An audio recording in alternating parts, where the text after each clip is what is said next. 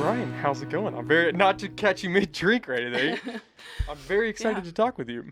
Yeah, I'm glad to be here. I was actually just watching one of your videos about the DA race.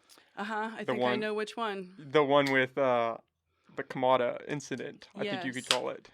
I think I may have called it the incident. Yeah, it was definitely a moment that was unexpected. I've already played it back like 30 It was times. unexpected. I was sitting there in the front row, was doing the live stream thing, which I frequently do for Kim Kemp at the Redheaded Black Belt, and um, you know, I'm one of those politics nerds, I dare say. Like, I really do enjoy just showing up and sitting through an hour more, 2 hours more of politics. So, um, and I think there's value in just providing that after the fact. People can go back to it, watch it either in segments or the whole thing, and get a vibe, because this is important. It's an election. We're voting for people who are holding public office. So, And it's the DA office, yeah. which is huge. This is not just some Mhm. low-level position. This makes an impact in the community. It does. The DA is one of those races and those offices that you seldom hear about until there's a problem, Yeah, it's never they're never in So the news for like a good thing. Like, oh not so yeah. much. Not, I mean, there's always a press release when they want to highlight something that they've done effectively, but frequently we hear about the DA for other reasons Yeah. too. Were Yeah.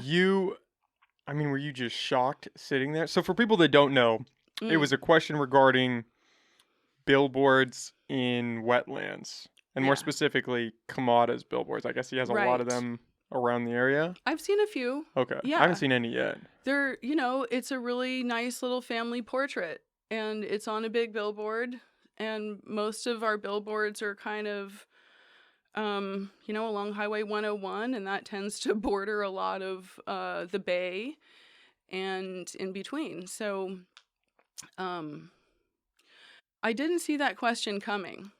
I did not, and I've just been loosely following the DA's race so far, so I really wasn't. You were caught off guard. I was kind of caught off guard by that. So, I remember like kind of zooming in and out kind of frantically a couple times, kind of like going, "Oh my God, I'm Is trying this to happening? anticipate the Yeah. movements of people and where they're gonna walk off to and see, So, yeah.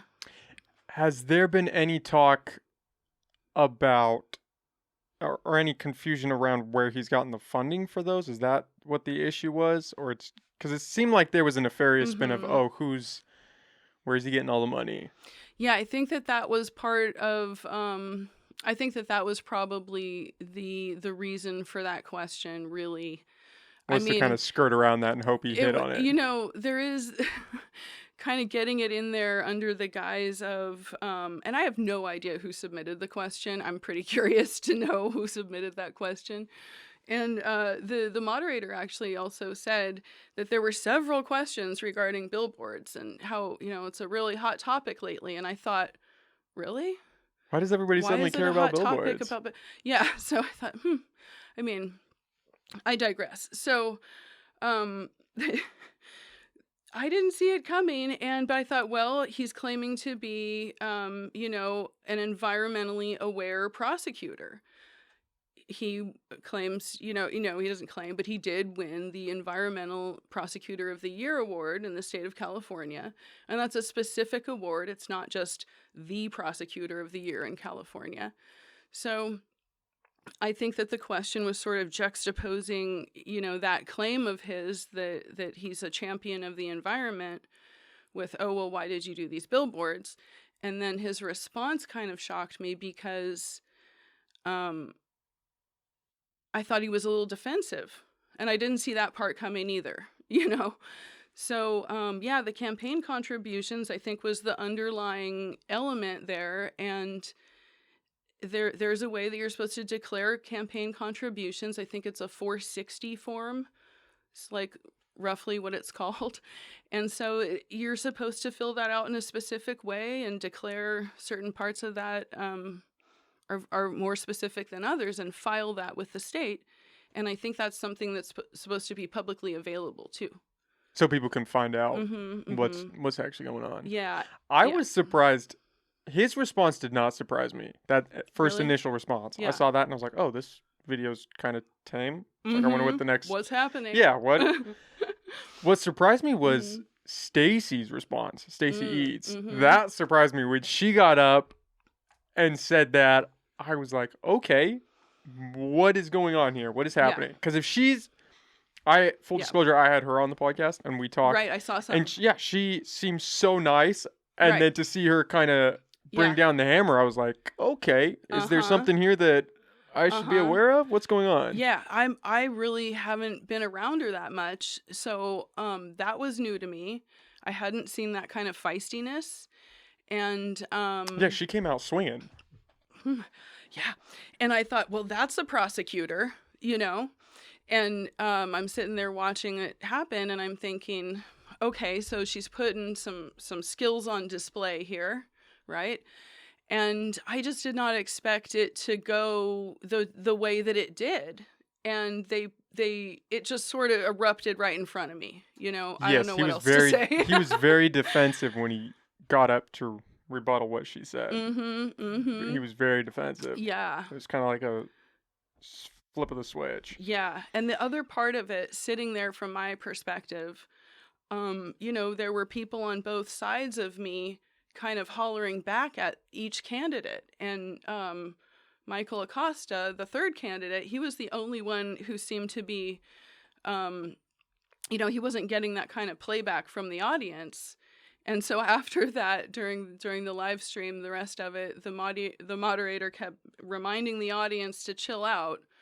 No clapping, please. Let's just simmer down, kind of a thing, so we can focus on the topics and the questions and the answers. And there was some tension. Did that happen early on in that? I think that happened at like the 17-minute mark or something. Okay. Is that full video online? It was the second question in the whole. Yeah, the whole thing is live streamed, and you can find that at Kim Kemp's Facebook page. So you can see the whole thing, but Redheaded Black Belt's Facebook page, I should say. So that's where it is in its entirety. And I, you know, I snipped out that little spot because it just kind of took me back. I can't believe that was the second question. It was I had to check because so they do a little intro and they, you know, introduce themselves, all three of them, they go. And then I think there was one quick question and then there was the billboard question. And like within 25, the first 25 minutes that had happened, and it was a little bit, was a way to start the debate, I guess, the forum. Was the audience still pretty rowdy after that?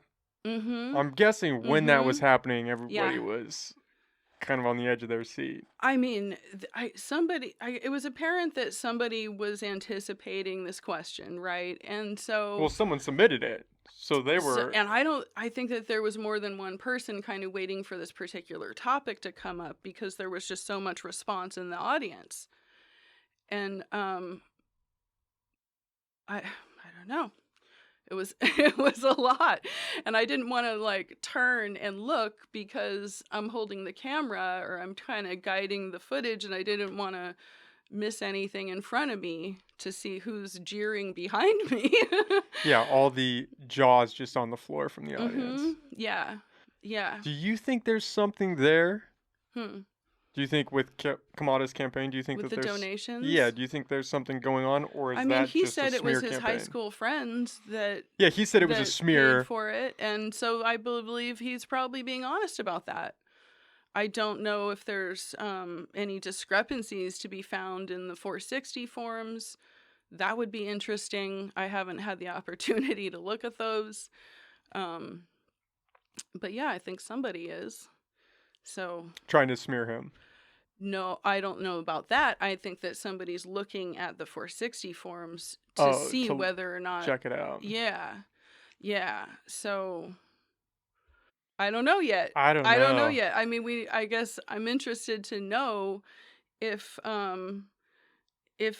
if maybe he didn't provide all the information he was supposed to, but when Mm-hmm. he was asked, he just said it's my high school friends and you can ask them. And I thought, well, maybe I will. But I haven't had that opportunity yet. And honestly, I'm kind of stepping away from the DA's race a bit, and I just kind of want to watch the dust settle and see what happens. And I know people are looking into that, so I'm curious. Yeah, what makes me curious is Stacy's reaction. That makes me Mhm. curious. Because Yeah, she doesn't strike me that as. was intense. Yeah, and she doesn't strike me as always being on in that way. Uh-huh. So the fact that Right. she came out swinging makes me think, okay, Yeah. Well, you've literally spoken to her for a longer amount of time than I have. And so I you have a better feel for how she would respond to pressure, probably, having asked her a few questions. So I had never seen that, the feistiness, like I said, you know um yeah, I haven't really watched very many interviews either, but she's always very well composed. yeah, I want to say we only talked for maybe 2 hours, and she's definitely Mm-hmm. passionate. That comes across. Uh-huh. She's definitely passionate about her job in a good way. Mm-hmm. But that's a different kind of passion. It seems like there's Oh yeah, tension I feel between like those there two. there was definitely some frustration coming across, you know. Yeah, Yeah. she seemed ready. She's like, "Oh, I'm gonna hit this nail on the head.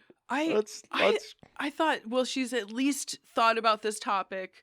This is maybe something that gets, you know, addresses the whatever issues revolving ethics, So I think that that's been a big topic in the DA's race just in general. I mean, there's been accusations of a lack of transparency in the DA's office and that needs to be addressed, whether or not talking about cases via press release is appropriate in some contexts. So there's been um some discussion about ethics, So I think that may be, just kind of guessing, right? But I think that may be where it's at for her. Um, well, for all of them, I guess. I guess they're all pointing the ethics finger. I'm not sure, you know. Just passing it around. Mm-hmm. She seems pretty ethical. And I'm biased because I've Mm-hmm. only talked to her for that Right. limited time. Right. But she seems like she has a strong ethical code. But she doesn't Mm-hmm. seem like the type to just throw out accusations. I mean, the thing is, I haven't heard anything unethical. I haven't heard so much as a rumor of an unethical thing. And that's not something I can say for the other two candidates. Oh, they have things against them? At Or least, gray area? yeah, gray area would be a good way to put it, I think. Hmm. Acosta as well. Acosta and Kamada, those are the two. As I understand it, but I think that's why it's in the gray area. Maybe it's not well understood. What is do you know off the top of your head what that gray area was for each of them? I don't. I am not at liberty to. I'm kind of holding a couple things back for Yeah, because you're a I reporter. do. I I get know. it. I do You have gotta a keep the couple. scoop. That's right. So I've got a couple things under my belt that I don't want. I'm not ready. You're not ready to play yet. Yeah, I'm not sure how I'm gonna present that information. If I'm going to, I want to be able to verify it. I'm not. I don't feel comfortable just sort of repeating what I would call a rumor. You know. That's a good trait to have in a reporter. I Well, in I would anyone, but hope. especially a reporter. Yeah, yeah, and I have to have people be able to trust me when I do say something about. I want to be able to dot the I's and cross the T's. So Do you feel like a lot of reporters today share that sentiment? And you're kind of the last of the Mohicans? no, I feel like no, I think it's yeah, we got to hold the line. You know, at least I don't know anybody that I don't think I work with anybody that has loose standards of ethics in that way. That's just one of those I've been things that really lucky too, though, to have in good who you've worked editors and with. coaches and yeah, people. Yeah. That's the thing, right? Is that fake news Hmm. is just thrown That's it. around. Yeah. It's fake.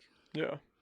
Yeah, I mean, I don't even know where to go with that one. I find it really frustrating when people don't trust the media because I think of media as, your friendly neighborhood reporter or you know, local news. Like so these are neighbors, our friends, our family, and our community.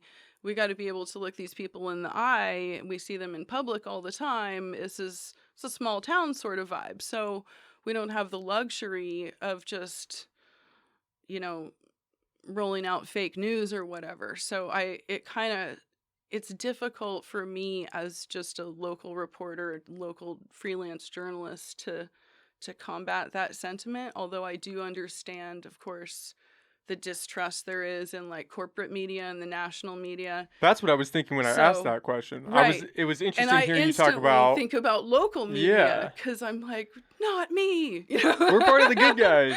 Yeah. Do you get a lot of that? That wasn't even on my Mhm. radar. I was not even thinking about local. I was thinking CNN, Fox News. I Right. was thinking I more mean, I conglomerate think media. people glom it together, you Just know? anybody in news. Uh-huh. I think that when I do hear that sentiment, it's people um who aren't thinking critically about the nuances in journalism. Does it anger you when you see those big guys throwing their weight around and pushing through a story that's not 100%? It frustrates me sometimes, you know. Yeah, sometimes. I don't know. It's um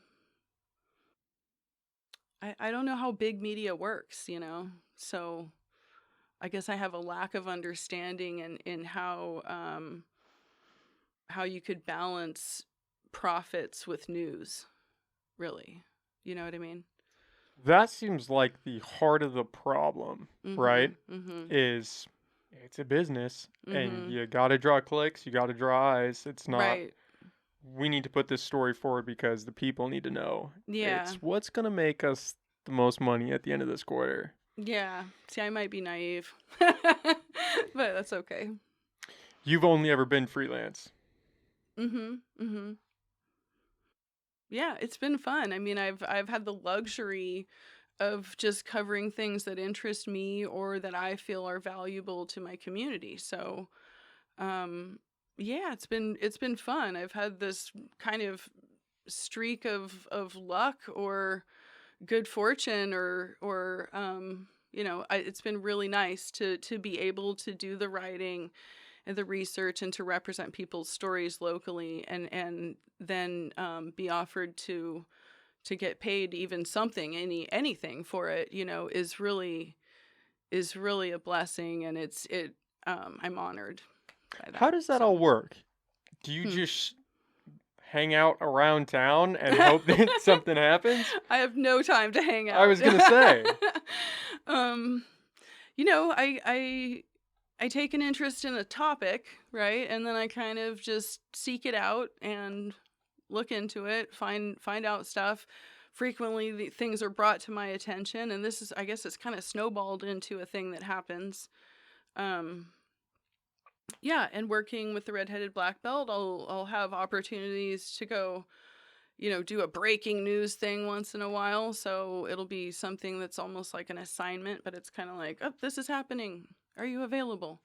So it's fun. It's kind of exciting, and I'm frequently busy. But when I am, just kind of, I don't know, gardening or I can drop what I'm doing and run out for a breaking news thing. So Do you have a tip line or anything where people call I should you? have a That would tip be line. great. No, Just I a think. burner phone. Hey, if you Mm-hmm. see something, call me. Yeah, it occurred to me one time, and I thought, no, that's just asking for it. Yeah, people might abuse that, right? Mm-hmm. No, I did. I used to make little business cards when I was freelancing, and they had my personal contact information on there, and oh yeah, I would go to a rally, any kind of public event, community event, and dish them out, and it even said on the back, anonymous tips are welcome.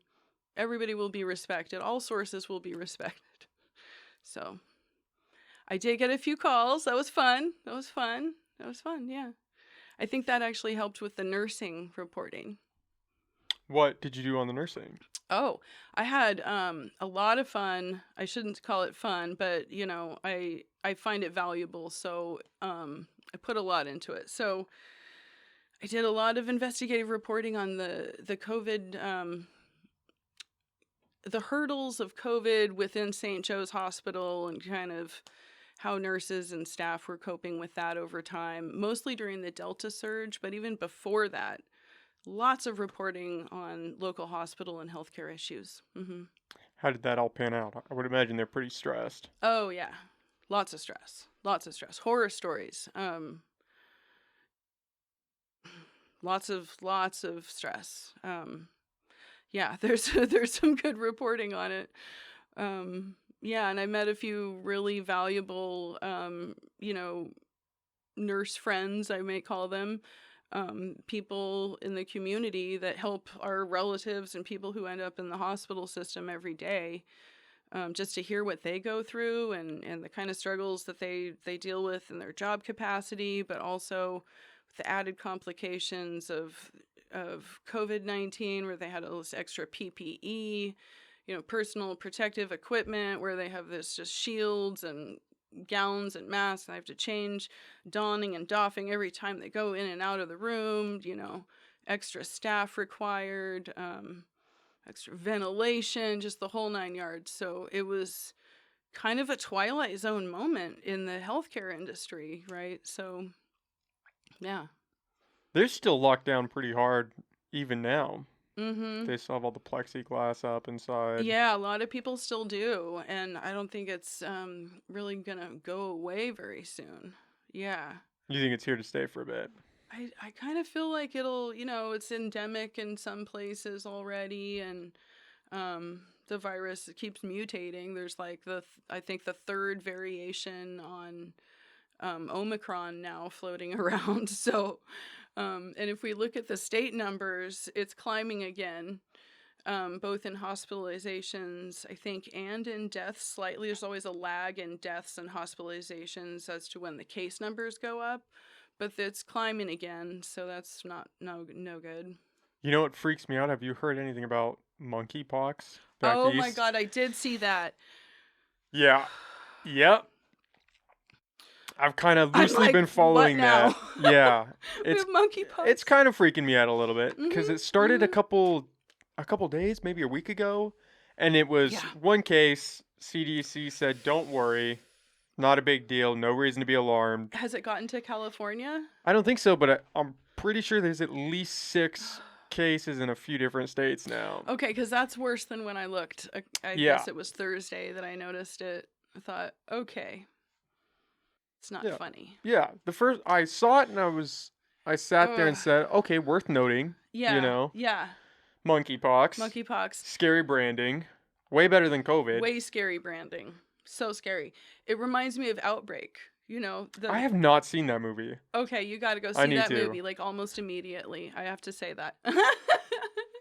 As a local kid, having Outbreak shot here in Ferndale.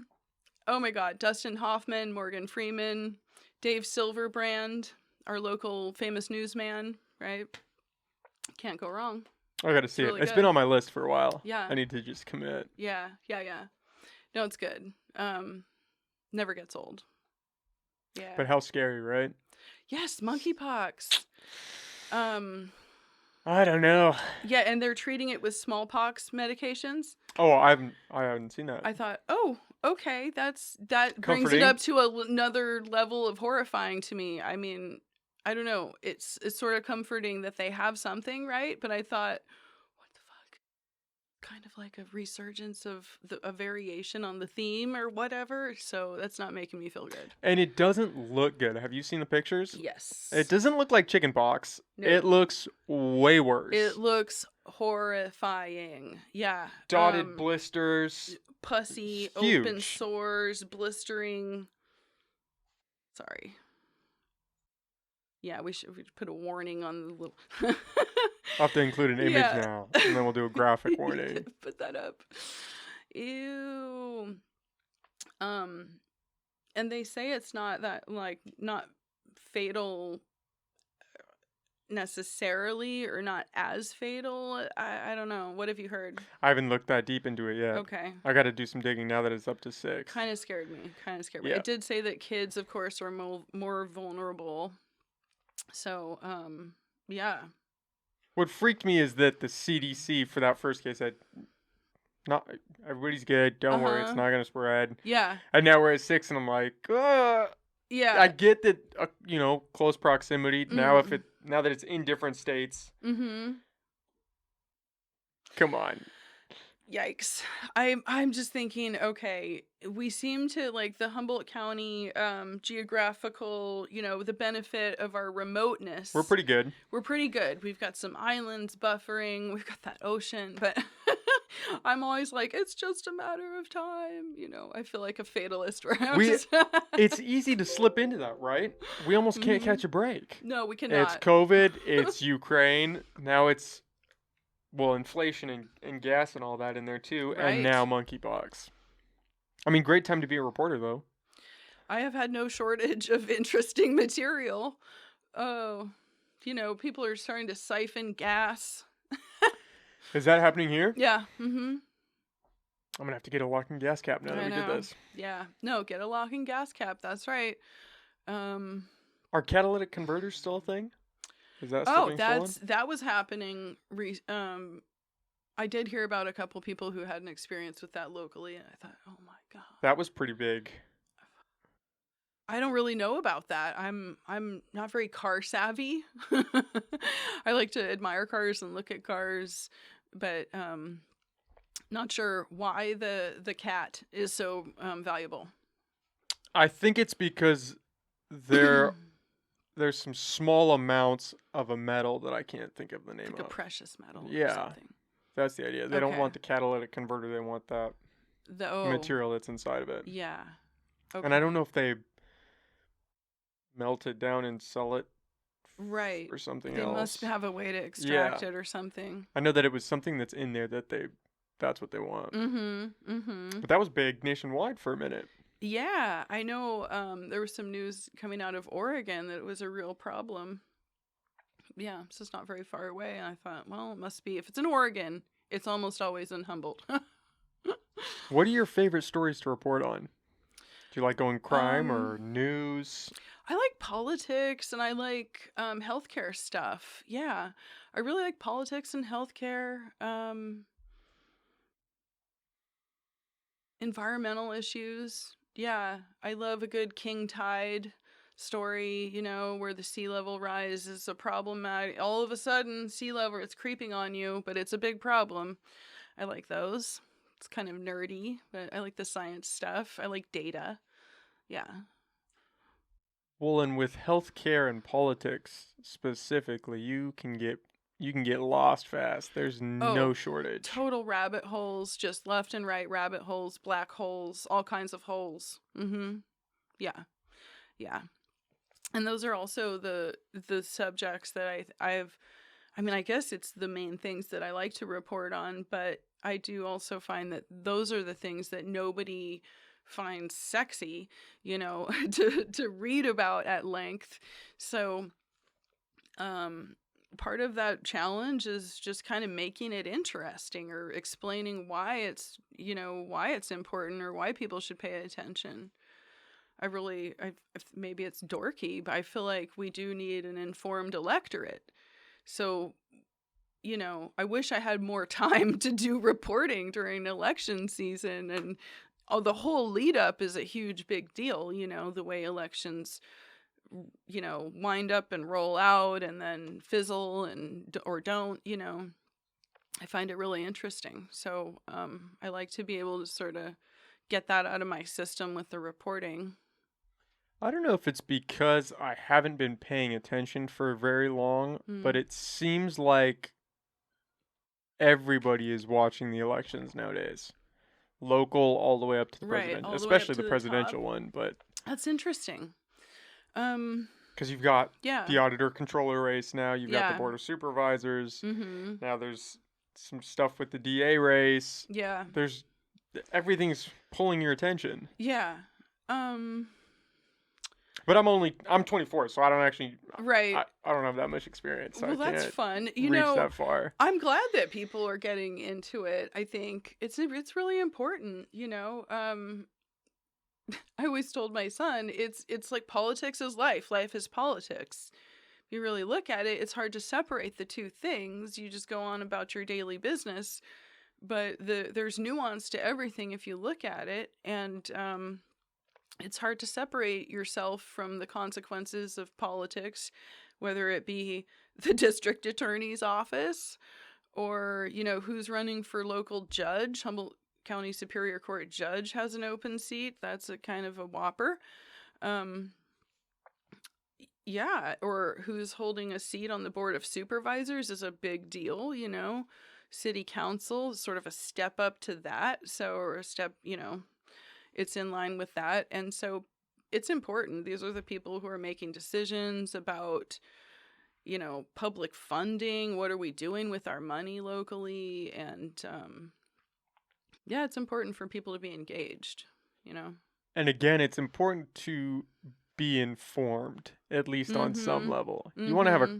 at least a cursory knowledge Yeah. of what's going on, what everybody stands for, Mm-hmm. what direction they swing. I Right. think that's That's really important. And and yeah. a lot of people don't invest any time in that. Yeah, it's interesting you say that. I forgot to say one of the other things I really enjoy reporting on is our local like social issues. I love going No to shortage. no shortage. So, you can usually find me at a rally live streaming for the Redheaded Black Belt or for my own channel, or I can do little video interviews. You've probably seen some of those. So, I really do like to just try to do the man on the street, person on the street interview thing and ask how people feel about whatever's hot topic, whether it's the Roe versus Wade problem right now we're having, or whether it's the George Floyd protests back then, the ongoing campaign for justice for Josiah Lawson, that homicide in Arcata, various things. Yeah, so I really do like trying to get engaged with different community events and see what the pressing topics are for people and kind of put that on blast. What's the most pressing topic on the streets right now? Roe versus Wade? Oh, that's definitely, I think, one of the main.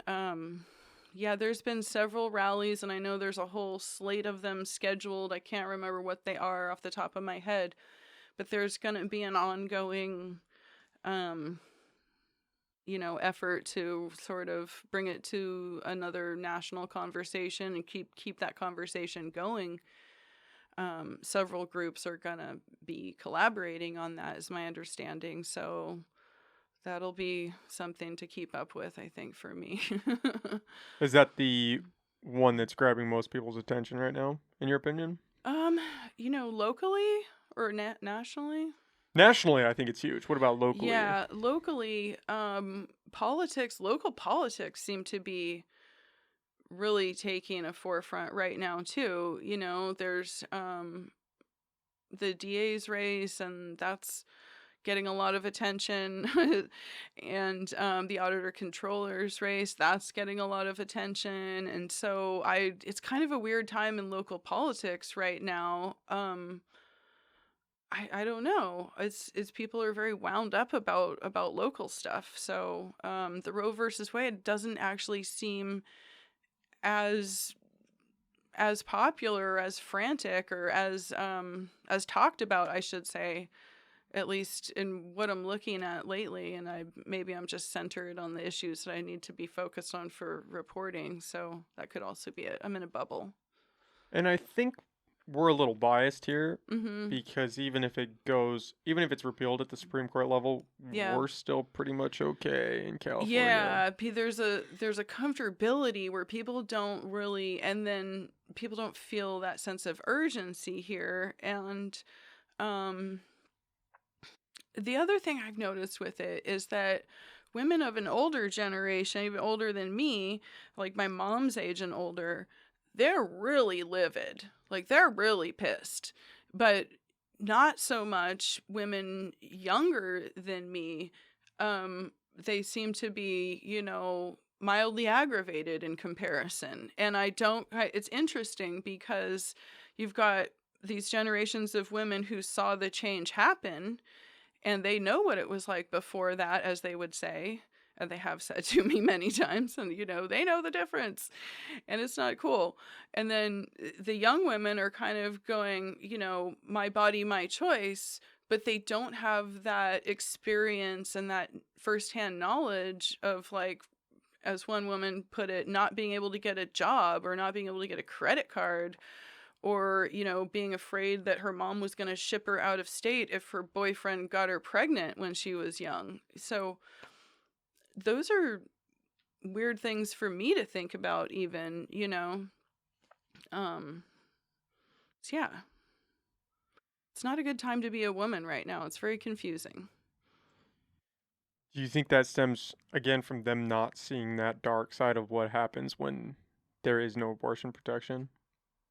I mean, I'm not sure. I would say part of it, yeah, because they just They've only aren't. ever grown up in this world. Yeah, they've always been told it's your right. And it has been.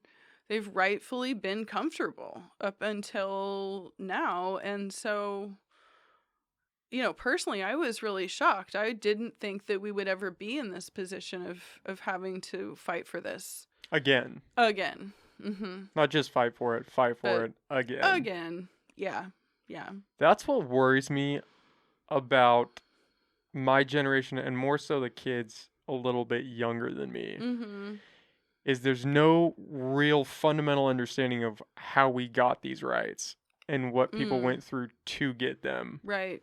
And especially with censorship, that's a big one for me, Right. obviously doing this. Yeah. Yeah.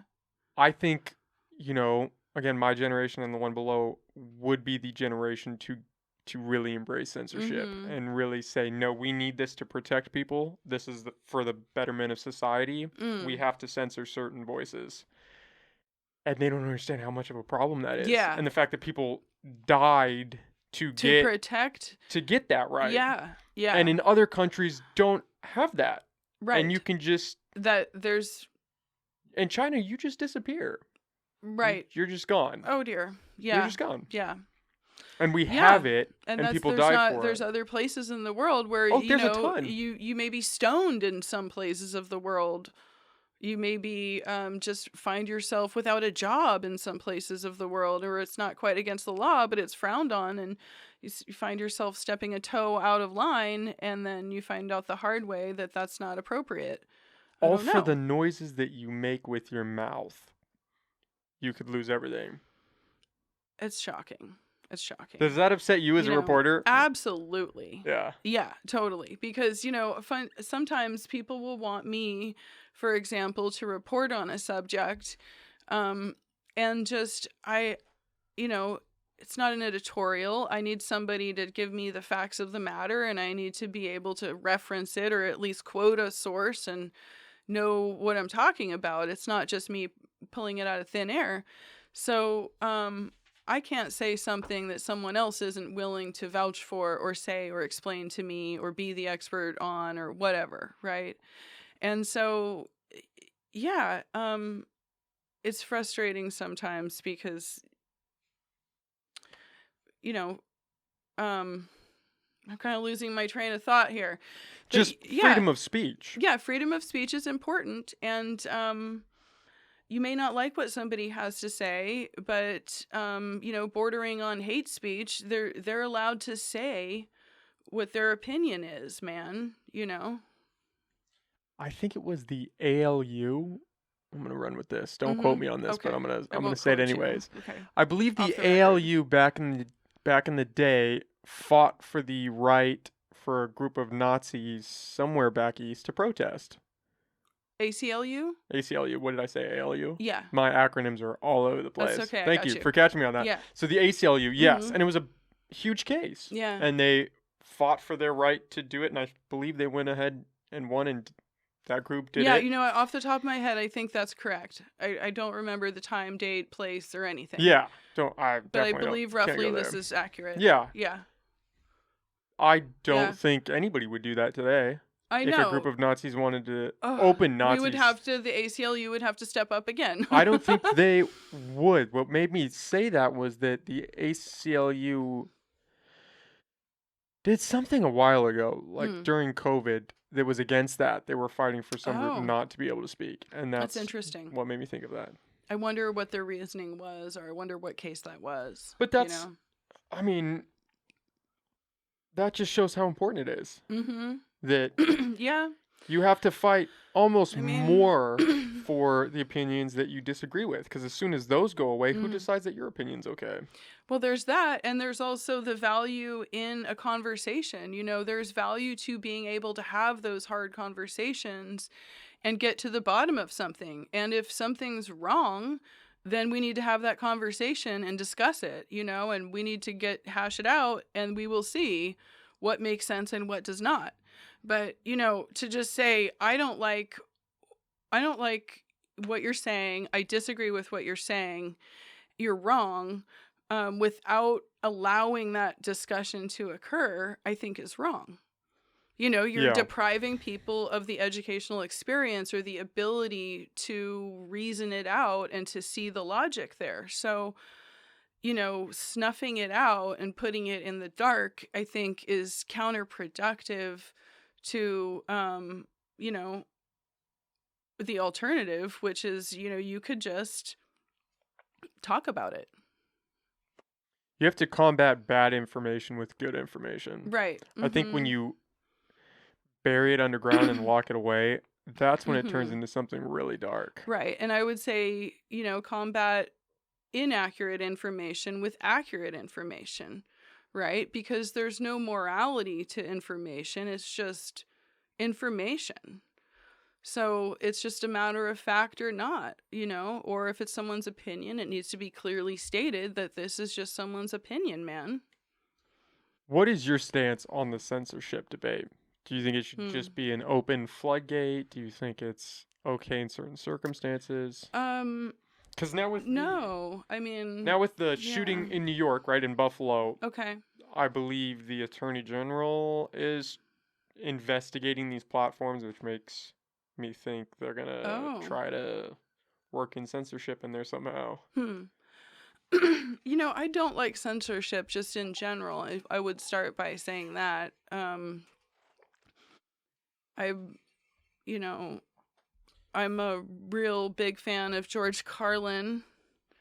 Wish he were back. Wish he were still here. So yeah, I feel like, you know, poor taste is one thing. Outward hatred, racism, vile discourse is one thing, you know, but I think you can't tell someone not to say something just because it upsets you, or, you know, if you're pissing someone off with what you say, you may just be doing something effectively to begin to have a conversation or to further a conversation. Like, it's not always comfortable to address things that are nuanced or difficult or controversial. So, you know, but then, you know, censorship for reasons of, if there's something gory on the TV, or you don't want to upset someone, trigger someone, and have them have a traumatic reaction to something that they're viewing, that I think is a different form of censorship, right? So, like when war images are sanitized in the national news, you know, um, that's a different level of censorship that I also find problematic, I right? agree. I think that's a Yeah, problem. you do. Yeah, I think it washes away a real part of what war is. Yeah, It sanitizes it right. in an uncomfortable way. Yeah. I don't think it's good to see those. They Mm-hmm. should put up a warning before they play them and say, "Hey, we're going to Right. show some stuff. Yeah. Put the kids to bed." Mm-hmm. But you have to show that to the public because they need to see and understand Mm-hmm.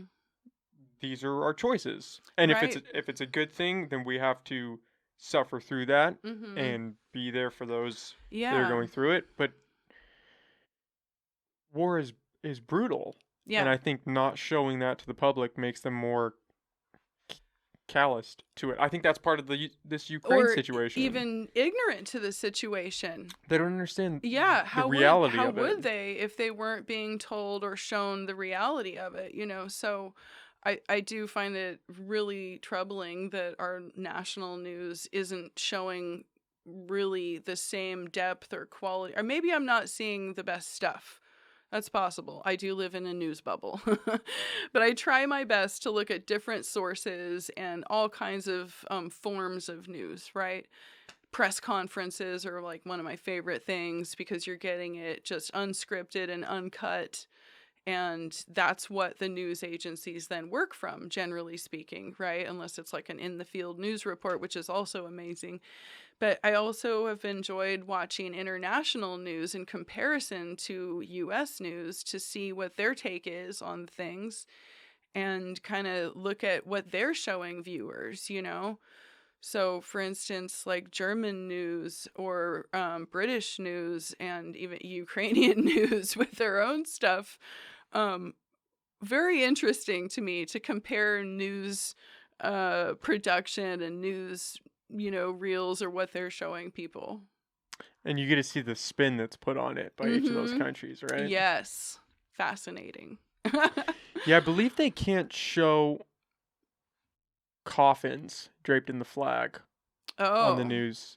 I know for sure that at one point in time they couldn't do that. I don't know if that's since right. been I think I've overturned. seen coffins. Maybe it's a different news agency. Maybe it's not a US based news agency Well, that if I've they been weren't, seeing them, you that would know? be important to do as well. Yeah. You have to show Mm-hmm. the actual graphic images, Yep. and you have to show, hey, this is This is this the is the cost. result. This Yeah. is the cost. Mm-hmm. Yeah. Yeah. Yeah. Um, and that goes for the way I treat local news too. Like you know, it's up to my editor if they want to cut something that I put in there. If they find it I'm stepping over a boundary, you know, please tell me. But I'm not really going to um censor someone. I'm not going to, you know, blur out a photo unless it's super appropriate that I do so and I already know that. Like just cuz it's uncomfortable for someone to look at doesn't mean it's inappropriate to publish is what I should say. And that's a really tricky thing to do and a fine line to walk and I think, you know, I rely on an editor for that. Does a lot of your stuff get edited in that regard? In Almost reference to what? everything gets edited to some level and it can be from like, you know, sentence structure to um like, you know, content like Ryan, I need you to get more on this subject. Or what about the quote from so and so? We need to get a little balance here. Or Ryan, can you expand on this? This isn't making sense quite enough, right? And you know, I frequently write a novel when I'm supposed to be writing like a short thing, so it's hard for me to pare it down. And I get my worst thing that I do is I can't decide what to cut. So I put it all in there and then I've been told, you know, think shovel, not like backhoe. Like Good just a advice. little more, a little less, please, you know. I'm like, but how? You know, that's so good. There's so much. And so it's hard for me to decide, you know, and I think I've gotten better at it, but it has been hard for me to decide what is most important to the reader or the viewer or the you know, the listener as opposed to like what I think is the most important or most interesting thing. It's not necessarily the same. So I try to bear that in mind. Think I'm getting better at that. Yeah. Probably a continuous learning curve for that, I huh? think so. Probably so. Just Yeah. tweaking your craft. Yeah. Yeah. Do you find a lot of people willing to talk to you when you're out on the streets Mhm. just recording? Yeah, I've been really lucky with that. I try to blend, you know, I try to be approachable Are and you I out there with an actual camera or no. okay. No, I just got my silly my very silly smartphone that I love. Oh, that probably helps. Yes, so I'm not intimidating, I don't think, most of the time. You know, I try not to be.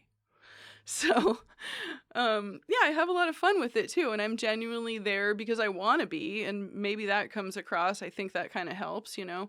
But yeah, I do have fun talking to people, and I genuinely want to know why they're here, what they're doing, or what they think. So, um, I want to know, and that helps just to have the boldness to approach somebody and ask them, "So, what are you doing?" You know. And sometimes not always do they like it, but sometimes when I'm live and I'm already live, it's a little tricky to be. You know, you already have the camera rolling, and so it's hard to put someone on the spot without putting them on the spot, vice versa. So, yeah, they're not always willing to talk on camera, even though they're already on camera and they've been on camera. But, but it's fun. I really do enjoy kind of just doing a quick little question, see what people are thinking in the moment. That's fun for me. Are you ever surprised by what people are willing to say? Oh, yeah, all the time. All the time. I mean, and frequently they'll say something and they'll go, "Oh no, no, no, don't use that." You know, and I'm like, "Oh man." Damn. Like that would have been good. Are you sure? Are you sure? So they don't, you know. But yeah, most of the time I've already asked, you know, "Hey, you want to say that on camera, or how would you feel about talking about that?" So they know what they're getting into. So they Yeah. don't say some really wild shit. Nothing Give them a too little heads up. wild. Yeah. Yeah. There's been some unexpected things, you know. Like one time a guy at a protest, he was just drunk at a protest. I say that because he later got arrested and they found an alcohol bottle in I, his car. I think I saw that You saw video. that, but he went for my bag, and I had been filming him because he was like basically harassing this old lady who was wearing, or you know, holding a sign and protesting well within her rights. And so and I just went over there to just sort of be a fly on the wall and observe the situation. And he went for my bag, and like my little media bag, and as soon as he touched the bag, the officers were just on him and totally arrested him. So I had a little fun with that. I will admit, I had a little fun with that. I feel bad for the guy because, you know, he probably shouldn't, he obviously shouldn't have been there, but man, bad choices. Bad choices. Yeah, not ideal. It was a lady with a picture of a coat hanger, right? Mm-hmm. On her Yeah, sign. it And he was. was kind of. Oh, he said some vile things about the coat hanger too. Did you catch that in I the didn't. video? So she had this sign that had a coat hanger on it, and it said never going back or never again or something, right? And it was a Roe versus Wade protest. It was before, it was an older protest, maybe a few months ago, before the draft decision got leaked out. So, you know, Roe versus Wade was already in the radar, you know, politically protesting to support that. And I think it was a Planned Parenthood protest. So this is a woman who's already been through the Roe versus Wade protests, like since, you know, she could protest. And in any case, this guy was fixated on her signage, and he just could not believe that there was a hanger on the sign. And that's what he kept saying to the police officers. And he was attempting to have this debate with them, as far as I could tell, about the sign and how absurd it was that she had a hanger on the sign. And he said something like, "It's been like 50 years since there was ever a, you know, a hanger in a vagina." I swear, something like that. And I was just like, what the hell did he just say? And I'm filming just thinking, this is amusing. What next? You know, what are they going to do with this guy? And there's I think 2 male cops, maybe 3 male cops and a female cop. And she just was like, "What I'm going to tell you is that they have their right to protest." Like, and she was just like, Not having it. she was not amused, you know? But yeah, and he said it a couple times, and then went to his car, and then it the whole interaction happened where he tried to grab my bag and they arrested him. And then the best part about that video is the timing of, like, there's a baritone, a tuba or something in the background. And just as I pan over to see the police officer open the door of the vehicle the guy was driving, you can hear like a womp womp womp in the background of like the tuba or something as he pulls out this little totally empty like flask, or this little just a small bottle. It was like a fifth or something. It was terrible. Yeah, just like open the car door, And picked he it just up, had and was it. like, "Yup." Yeah, right here. I mean, right by the driver's side door. Yeah. And the window was down, so it might have been in plain view. Yeah, I was trying to don't figure out know. if that was his car, because he kept walking by it Yeah. and then would look at the girl's sign and then go back to the car. officer. It was my understanding that that was his car. I didn't see him pull up in it. I heard them tell him several times to get in and drive away. Which is surprising, because my God. watching that, Yeah. clearly under the influence of something. I'm thinking, I can't believe they're telling him to drive away. From the beginning. I know. Just seeing him That walk, was why his mannerism. I kept thinking, I can't believe he's going to drive away. So I was filming because I expected him to try and them to arrest him. Or him hit a car pulling out right there. Right. This is right in front of the courthouse. Busy. It was like rush hour, right in front of the courthouse. Tons of traffic. At least 3 or 4 cop cars right there. Clearly intoxicated. Clearly intoxicated. He was stumbling. He was slurring. It was really something to behold. Yeah. And then them telling him to drive away. Go ahead, drive away. And I just thought, oh, wow. They might have been waiting for him. I'm sure they were. I'm thinking, just for him to get in the car. A little tempting trap. Probably hit him with a bigger charge. Because then it's drunk driving instead of just drunk in public. Yeah, maybe public intoxication or something. Mm-hmm. Yeah, because they never asked me for a statement on... Oh, they had him. Grabbing the... Yeah. Mm-hmm. As soon as he reached... I didn't even know if he grabbed anything. He reached, and then they were right there. Right on him, yeah. Because I was looking down to try to, like, swing... Keep it from him. Yeah, to keep it from him. And when I picked up my head, they were all on him. So I just thought, okay. You never know. You never know. So that was a first, though. I've never had anybody actually physically try to touch my stuff. Which isn't a lot of stuff. I don't have like a huge tripod or anything. So it's pretty, and purposely so I can like be on the go and just sort of sneak into somewhere without being, I don't want to call a lot of attention, pop up a live stream all of a sudden. And yeah, blend in. Totally blend in, yeah. Have you ever had it get a little dicey? Like what? You're thinking, okay, I need to get out of here because this is going to go sideways. Oh, yeah. A couple times. The George Floyd protest in Eureka, where, I don't know if you were here, they were taking over the streets, kind of walking the full width of the road, Highway 101, against the flow of traffic, and just circling the blocks. Hundreds of protesters. So... from time to time, law enforcement would like gather on a block and full riot gear and have their like every toy they have available, ready to go, short of the Bearcat, That may be a little bit much on the description, but they were really like not messing around with these George Floyd protests. And I think it was a 3-day thing. And there were eventually pepper balls, dispersed and stuff like that, which I purposely took myself home. I was like, okay, calling it a day. It's about to get crazy. I am not going to that part. So, yeah. But there were times where, law enforcement's kind of moving the line forward or trying to move a car through a crowd, and I'm right there.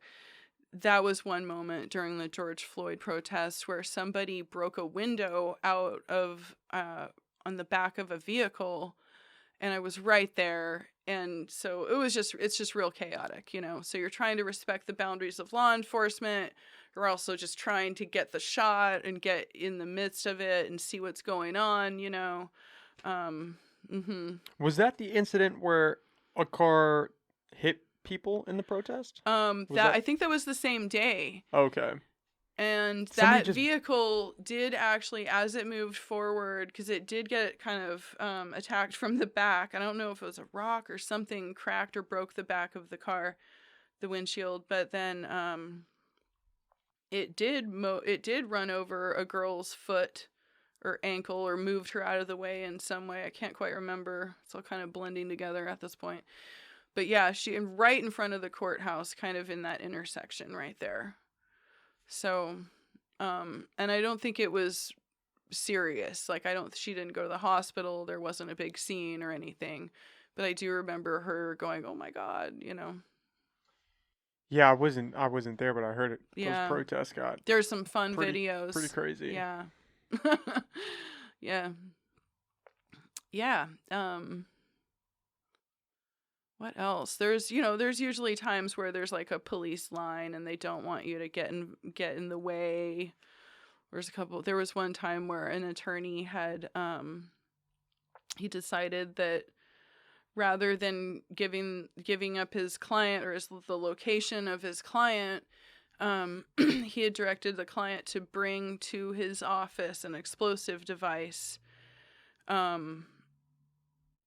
because he was you got to turn it in. So wherever it is going to be evacuated, right? So he had this thing at his office. The sheriff's department Eureka Police Department had to come rather and evacuate the building, block off the whole building to try to evacuate this potentially explosive device, which I don't think turned out to be a threat, come to think of it. But that was one time also where they were very sensitive about their the boundaries, understandably. He had his client bring it to his office intentionally?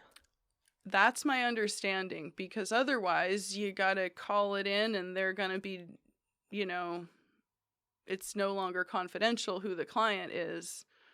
Or I don't know. That was my understanding. That is so It crazy. was a way of sort of guarding Your client. that person. Yeah. Listen, if your client's building bombs, No, it wasn't theirs. I have to clarify. They somehow circumstantially found themselves in possession of a few things, and one of them was this thing. And they were like, "Not mine. Please help me." So it was sort of a totally weird random situation that person should not be responsible for, which is part of why he probably didn't want them to be involved in it, because it wasn't theirs, Okay, that's different. Yeah. I was imagining some guy in his garage. Nope. Building a bomb. I mean, at some point maybe, but not. Yeah. Yeah, that's a little different. Yeah, I wonder. I'm like, where the hell did that thing come from? Yeah, did he just walk down the street? No fucking found idea. A grenade somewhere? What? That's crazy. I did not idea. hear about that. Was that a while ago? Yeah, I think so. Yeah, that's a little intense. It's random. Yeah. Yeah, and sometimes there's like a shooter that's on, like there was the guy, I'm not remembering his name, but there was a murder that took place, a homicide that took place up in Neyland. And the suspect, stole the victim's van and proceeded to go towards Arcata, ditch the van outside the community forest, and disappear into the forest. Only several days later to be found trying to hijack a boat out of Santa Cruz Harbor and get arrested. So that was another one where, I show up to try to figure out where's this van? Is there a murderer on the loose? What just happened? And at the time, it wasn't confirmed what just happened. It was an investigation with a potential homicide and victim, right? And so I was the only one there, and I showed up and I live streamed a couple sections of this, the van being ditched outside of the forest, and there's like a bunch of law enforcement cars. There's one or two law enforcement officers to be seen. Everyone's else in the forest hunting for this guy. And all they do is say, they issue a little alert to surrounding neighborhood areas saying, don't pick up hitchhikers. Everything's okay. Don't worry. And then a few days later, we found that, yep, it's a homicide. We got him. He's in Santa Cruz.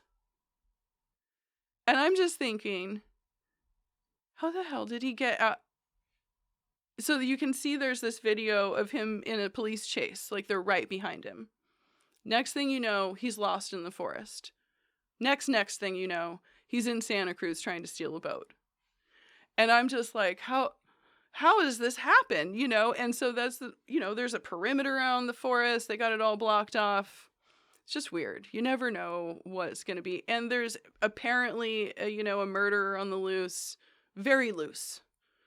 They were like, yeah, just stay. We want people to stay out of the forest. It's not a good time to go hiking. And you were down there filming right after he ditched the van. Jesus. I know. And I'm like, I guess I'm not worried. Nobody seems worried, Next thing I know, I turn and there's a guy, like a CHP officer, shows up with a long gun, I would describe it, some kind of special rifle. I'm not a gun expert.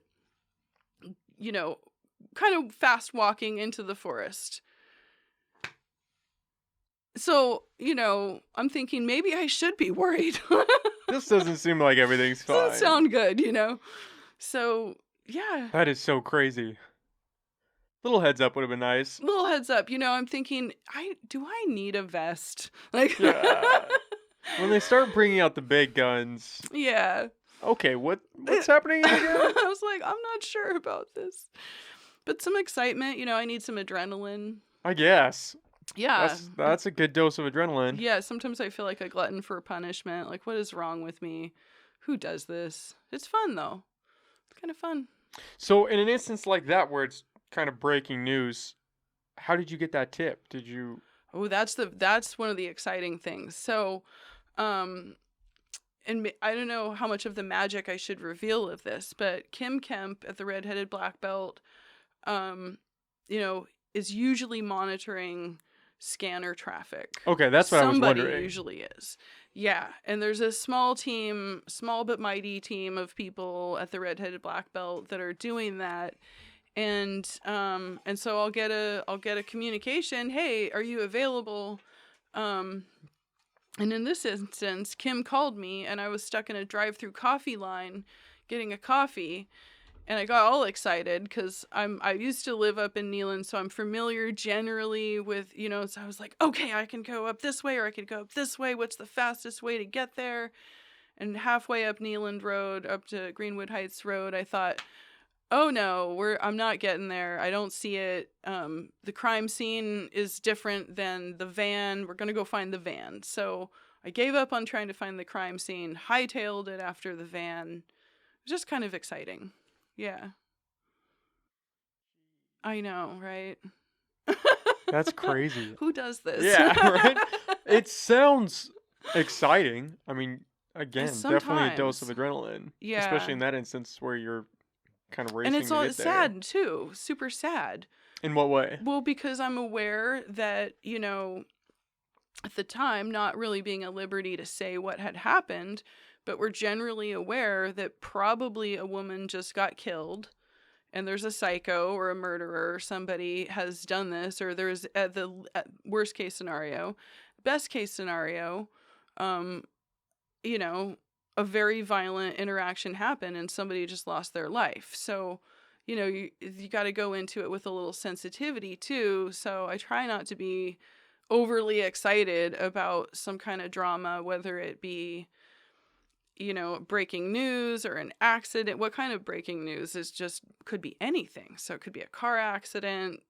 People are usually injured. They've just lost their vehicle. It's all traumatic. There could be, very serious losses associated with any kind of incident. So yeah, there's always a little bit of gravity to every situation. Yeah, I didn't think about that. Yeah. You're kind of in line with first responders in that regard, where you Right. get to see a lot of the dark underbelly of Right. what happens. Yeah, and I've been separated from the immediate first responder stuff a lot. So like there's other reporters that really do get that in-depth, firsthand, sort of in the thick of it experience. I have really only been on the outskirts of those kind of things mostly. Is that intentional? I would go into it. I think that I just haven't gotten the green light or found a way to get into that scene directly enough, you know. And frankly, I'm not acquainted directly with all of the first responders, and a lot of reporters are that do breaking news stuff. So, um, like for instance, Mark McKenna is one guy locally that works with the Redheaded Black Belt in the North Coast Journal. So you'll see his photos of really up close um, images of first responders doing what they do, and also accidents and at the scene stuff, you know. So I interact with them just sort of, if like as a car accident, I'll show up, take some photos, but I'm really cautious. I don't really want to get near it, you know. There's been a couple times that I've been like, well, I think I'm too close, I'm gonna back up, you know. So yeah, just try to be sensitive to the situation, I think. Yeah. So how does that work if you're tight with the paramedics? They Mm-hmm. shoot you a text, say, "Hey, Oh, I we're have just no driving out idea. this way." I'll bet you it's the same thing as that I get. He probably has somebody Some go watching scanners dispatch. popping off, or you know. But yeah, I think that some people do have a closer connection to not just first responders, but probably to law enforcement. You get a little, maybe a heads up. Oh, this is happening. I'm not that person. How does that work in terms of legality? Hmm. If you're kind of the first on the scene, can you just start taking photographs? I mean, it Have to just, avoid faces? How does yeah, I that think it work? just depends on where you're at too, because you want to be sensitive to who you're dealing with, and if there's a kid in an accident, I don't want to take a picture of somebody's child injured, you know. So, like if that were the situation, I would probably just focus on whatever material object were there. Like if there's a banged up stroller, I might just take a picture of that rather than the child, you know. Or yeah, just and if somebody says, "Hey, I don't want to be photographed," then I would respect that, of course, you know. Is that up to the ethical code of each individual reporter at the scene? I think mostly, I mean, if you're in public, you're in public, right? I guess that's kind of my stance on it. Like, sorry, if you're at a public protest and you're, for instance, holding a sign that says something provocative, I don't feel bad about taking the photo. Even, you know, they can cry about it, but they're out there to be seen, and they're holding this sign. So that's one of my favorite things, is to really, if people want to say their piece, I will let them, you know. And it's not because I agree, it's because I want them to just put it out and let's hear what they have to say, you know. Kind of, I double dog dare you to say what you're thinking. Like, here's a microphone and a camera. It's weird how many people will say what they're thinking if they can be anonymous. But Yeah. once their face is attached to it, it gets a little dicey. Yeah, I mean, I get, you know, there's people who love it. People really who want to be seen and heard, and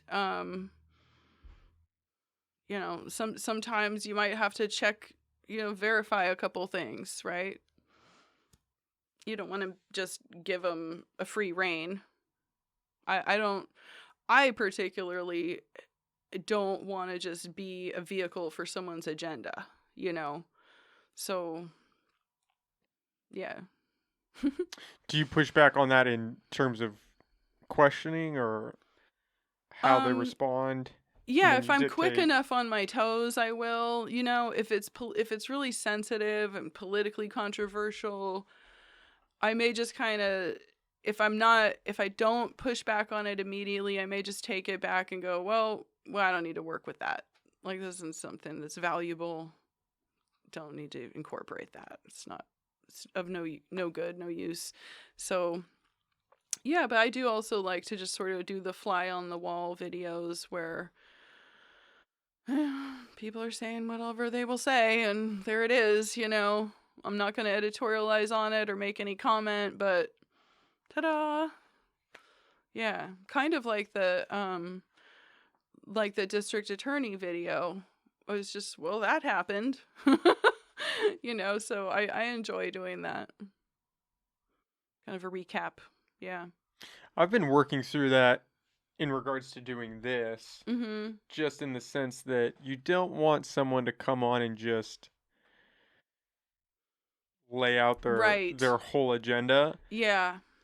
and pushing back on that. And Mm-hmm. not necessarily because I agree with it or disagree with it, Mm-hmm. but just for the sake of, okay, back that up. If somebody comes on with a claim and Yeah. there's no proof in your Right. general vicinity, they didn't bring anything in, they don't know Right. anything to really back it up, and they just make a Right. claim, it's okay, well, what does that actually look like? Because you could very Yeah. easily just let them say that and then continue on with the conversation, Right. and No, then you're it's good though to push back a little bit. absolutely. And even though it may not be a pushback, it's totally always fair to say, "Oh, okay, what makes you think that?" Or can you help me understand how you have that understanding, or how can you help me understand why that works that way, or you know, can you give me a reference for that? So it's one of my favorites, just like, give me the reference. Where is that?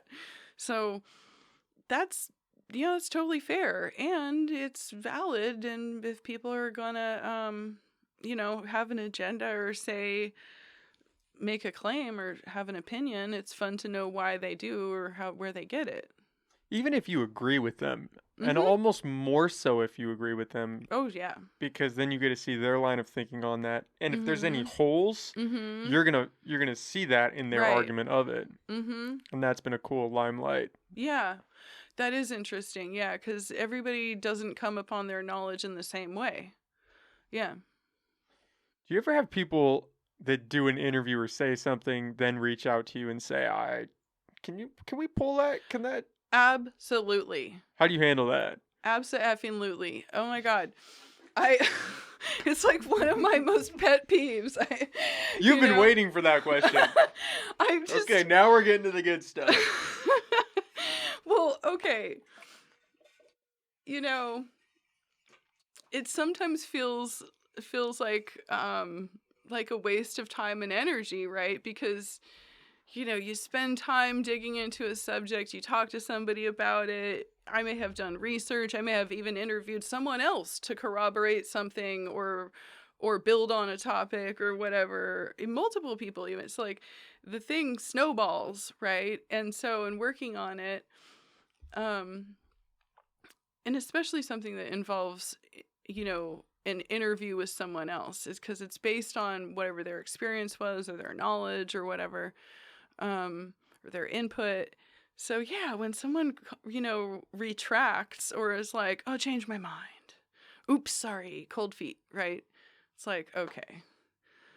So I appreciate them being bold enough to talk to me about it. That's the number one most like valuable, important thing, is um that people can trust me with their story or feel, comfortable talking to me about it or telling me their feelings, not just the facts of the matter, right? So, it is always disappointing, and just the frustration comes out of not being able to see the final product, like the final outcome, right? Because I really like, so this is going to sound dorky maybe, but I like the artistry of sort of sculpting an article or a piece, or even doing a little video or whatever. I really like putting all that time and energy into it. So it is sort of heartbreaking to not be able to like come up with the final version or the final piece or publish it for to go ta-da. And I distinctly feel like sometimes it doesn't go anywhere. Like a lot of things I put the most effort and work into, I feel like, well, nobody read that, like sometimes I don't know if that's true, but it feels like that. So that's not what it's about. It's really about that final product and being able to like feel like I accomplished reflecting someone's story accurately, right? So it's kind of a double-edged sword. So if they don't want their story to be reflected in the public, if they don't want it out there, oh, damn, so what can I do about it? It's up to me to respect that.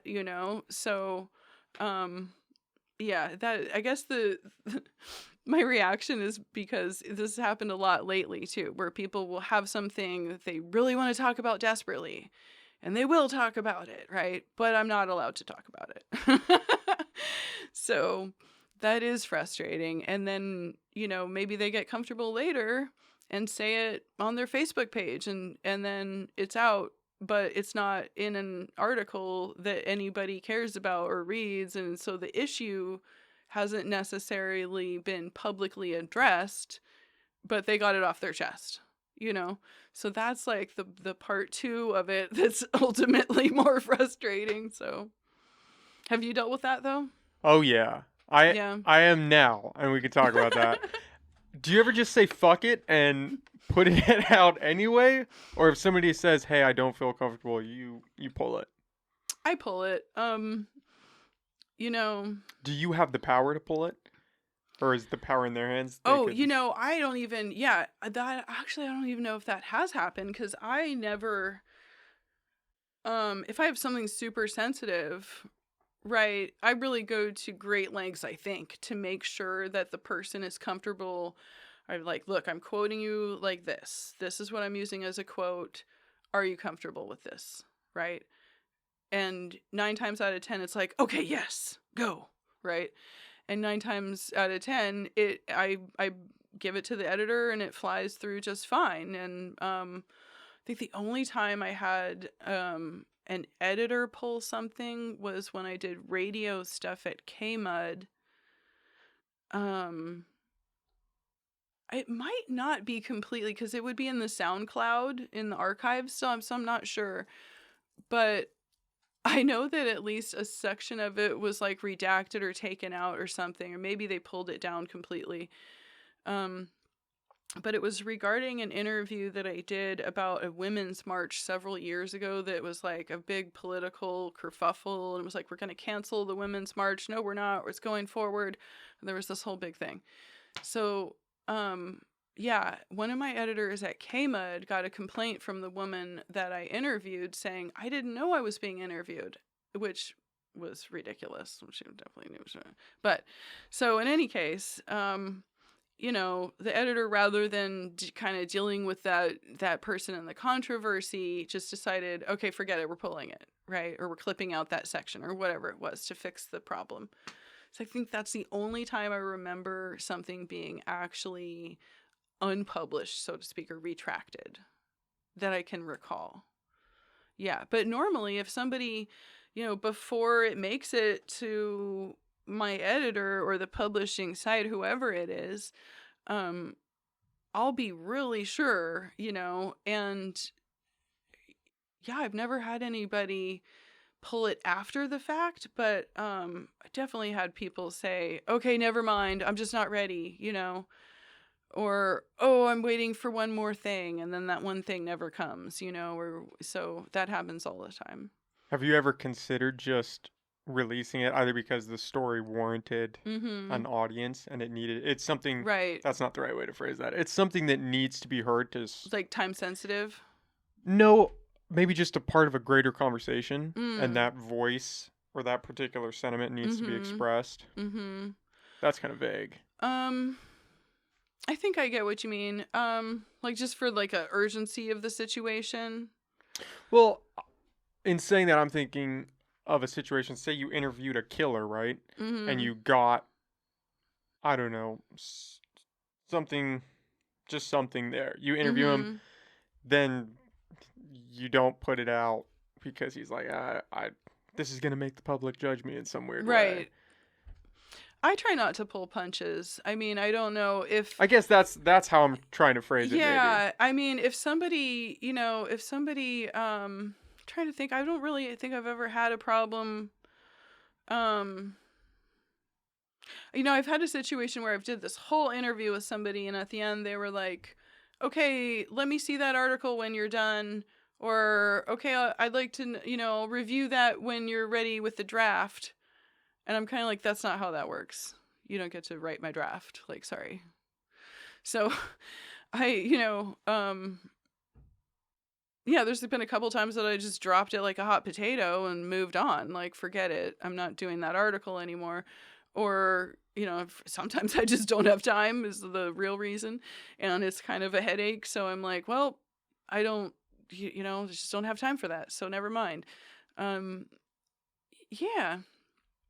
Um, I haven't really had anybody kind of, want to edit after the fact or tell me, this is too sensitive. I mean, right now I do have some cards I'm holding back because trying to verify a couple things before I go wild with this article, That happens almost constantly where I'm fighting to be able to verify information, to my own satisfaction kind of thing. So, I guess I'm probably my worst enemy in that regard, that like maybe I'm holding it back because I'm not comfortable enough verifying everything, right?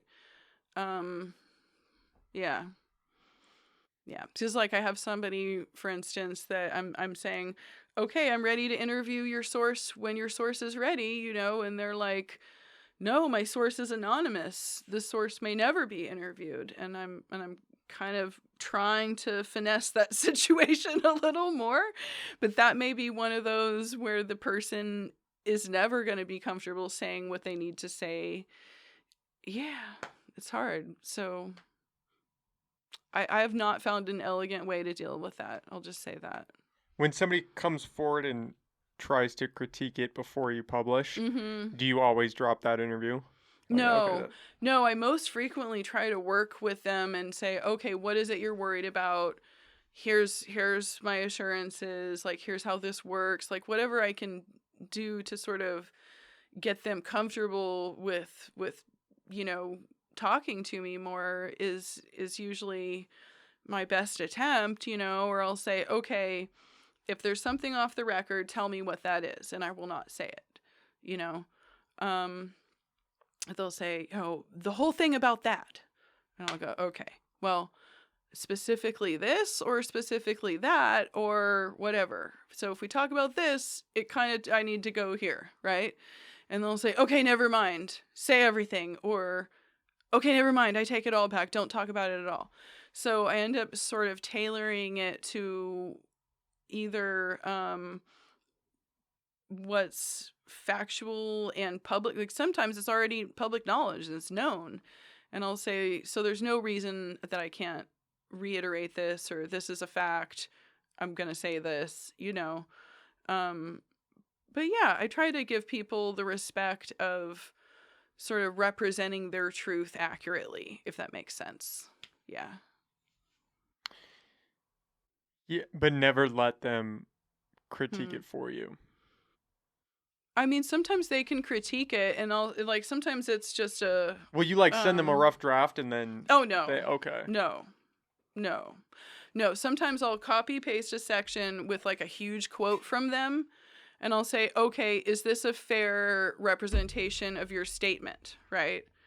And they'll say, "Oh, okay, but what about that part?" And I'll say, "Well, explain that to me. Why is that different, or how, what did I get wrong exactly?" Right? So I'll just make sure that I'm accurately quoting them. Yeah.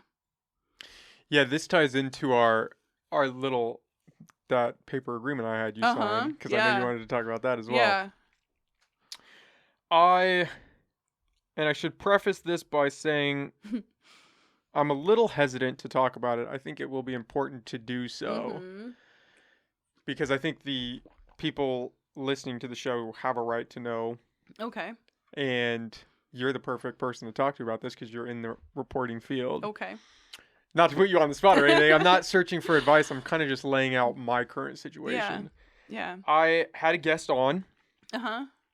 We had a great conversation. Uh-huh. It was a conversation that touched on the topic of race, which gets pretty It's not, touchy. it's touchy Yeah. and there's a lot of emotion there, Mhm. and there are a lot of pieces to that story when you go to Mhm. race. Yeah. And she kind of reached back out and wanted to review it before I published, Okay. and my approach was I can't do reviews because then Right. I'm gonna be doing constant reviews. I Mhm. won't. I tried to reassure it. I'm not gonna edit anything. I Yeah. release it exactly how we record it. Yeah. So I think I'm in kind of a morality conundrum in Okay. regard to that because Mhm. I think what we talked about I think is important, and it's Mhm. important in the context of where we are in the world. Okay. I think it was a powerful conversation. I Mhm. don't think it was negative at all. Mhm. I think I really enjoyed it. She was amazing. We had a great talk. Mhm. I think she's has some concerns. Mhm. And I'm talking about this now Yeah. because I have to. Today's the 20th, I believe. 21st. 21st. Yeah. And I have to, like, it's either going to be out or not out on Monday. So Right. by the time this You one have a gets out, self-imposed yeah, deadline. by the time this one's out, it'll already Mhm. be resolved one way or another. Right. And so I don't know. It was interesting hearing you talk about all that because I've been racking my brain for the past few days to figure out how I want to It's go tricky. about this. Yeah. Yeah. I mean, I live in that sort of Gray zone. delicate spot. Yeah, it's like you always want to accurately represent someone, and it's humbling, and people in our position to hear someone else's truth, it's always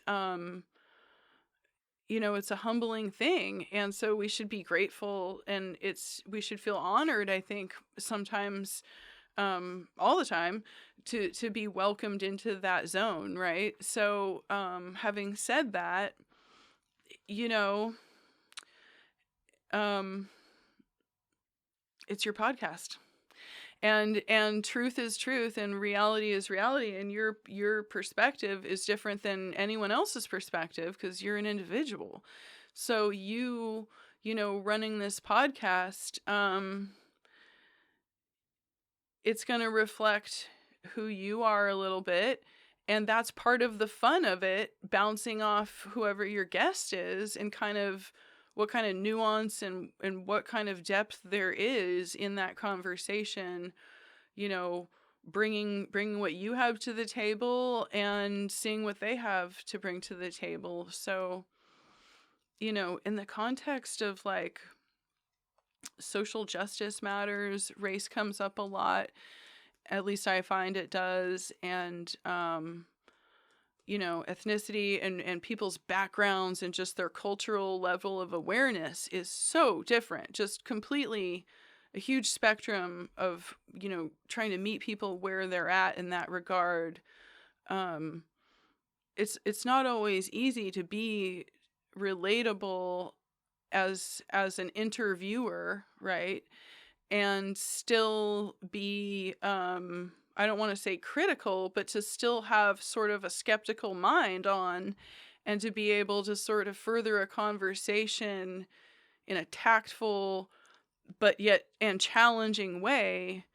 It's really tricky. Sort of, it is an art form, right? Like, it's kind of hard to do that, and being able to do that with any amount of like humor and grace, and managing not to shoot oneself in the foot or put your foot in your mouth or whatever Which the happens a analogy. lot. A lot, so humility goes a long way with that. And it's hard though, because it's sensitive, and people that live with racism every day, they have a much different reality, and it's to be respected, and to try to understand that is hard for people who are privileged, going through our daily lives as, white people. Basically, we aren't challenged by the nuances of racism. Sometimes I'm speaking from my own perspective, um, but to see it is sometimes, a very enlightening and educational experience, right? So to have an open mind and to talk with somebody and make space for their experience, but still be able to like conduct a conversation, with offering up your own perspective, is just a really hard balance.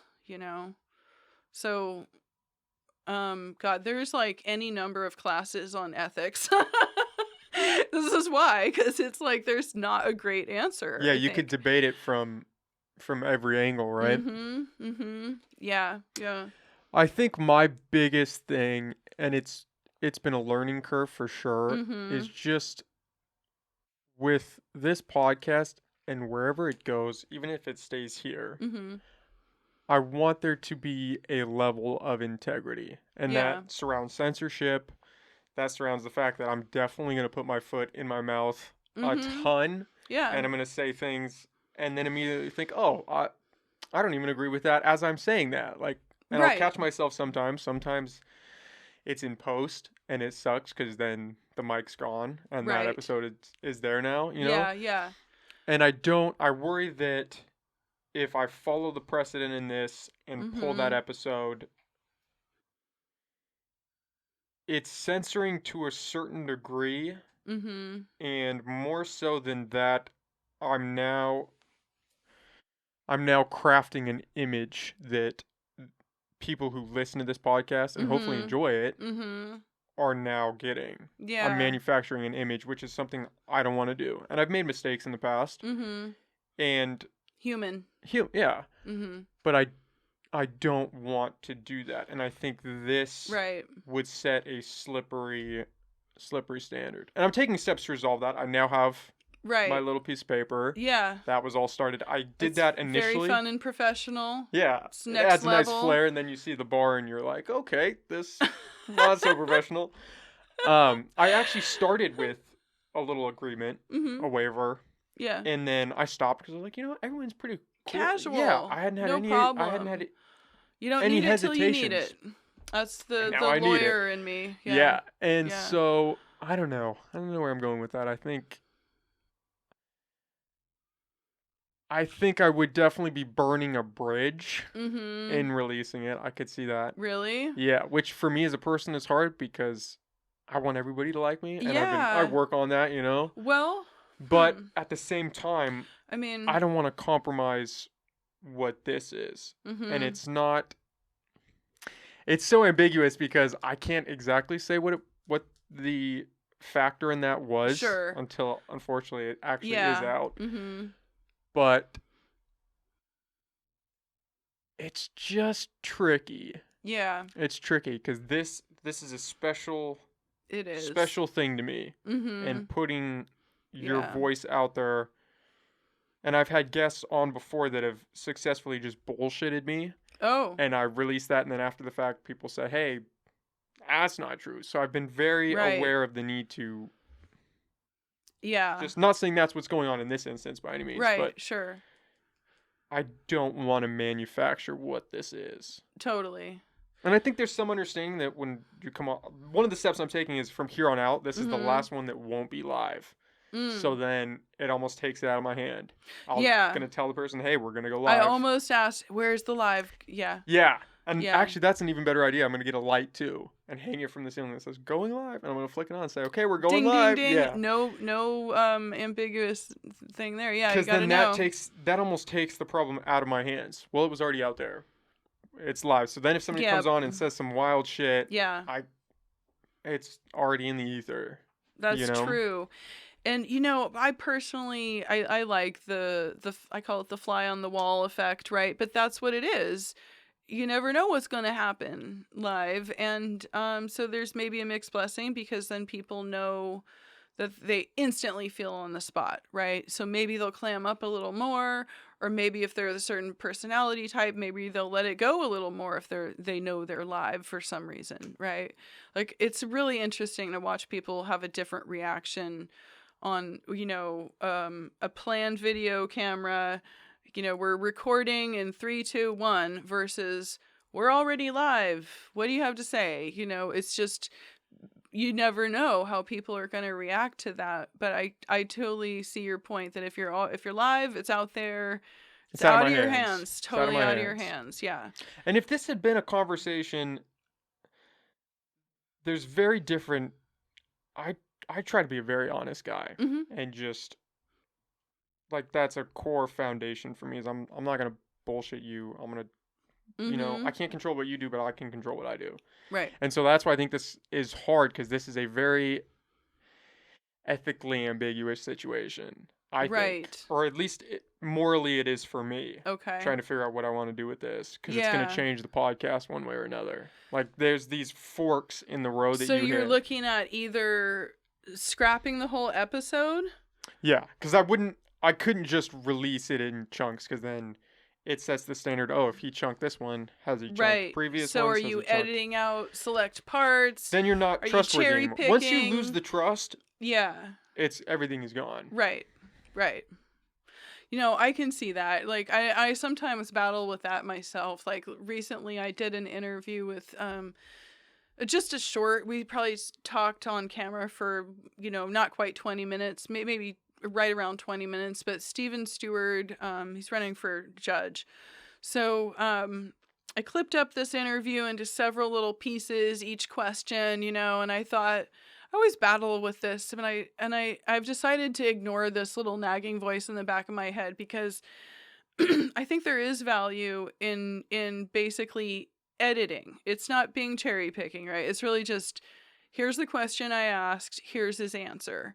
We don't need me sneezing in the background or dropping my iPad or the waiter walking by and asking us if we need more water or what, which didn't really happen. But just as an example, like little distractions are just that. They're just little distractions. So clipping them up and making segments is providing valuable little snippets of the interview, and it can be called cherry picking, but it is picking the cherries because they're ripe and they're good. So like, um it's not the same as going, oh, well, that was awkward. I don't think that'll help his campaign. I'm going to not say that, right? So there's a couple moments where I ask a pointed question and there's an answer that can maybe raise an eyebrow, right? But I'm not going to clip it. That's a fair answer. And, sometimes in an interview, someone I'm talking to is uncomfortable answering a question. But just because they're uncomfortable providing whatever the answer is doesn't mean that that should be snipped.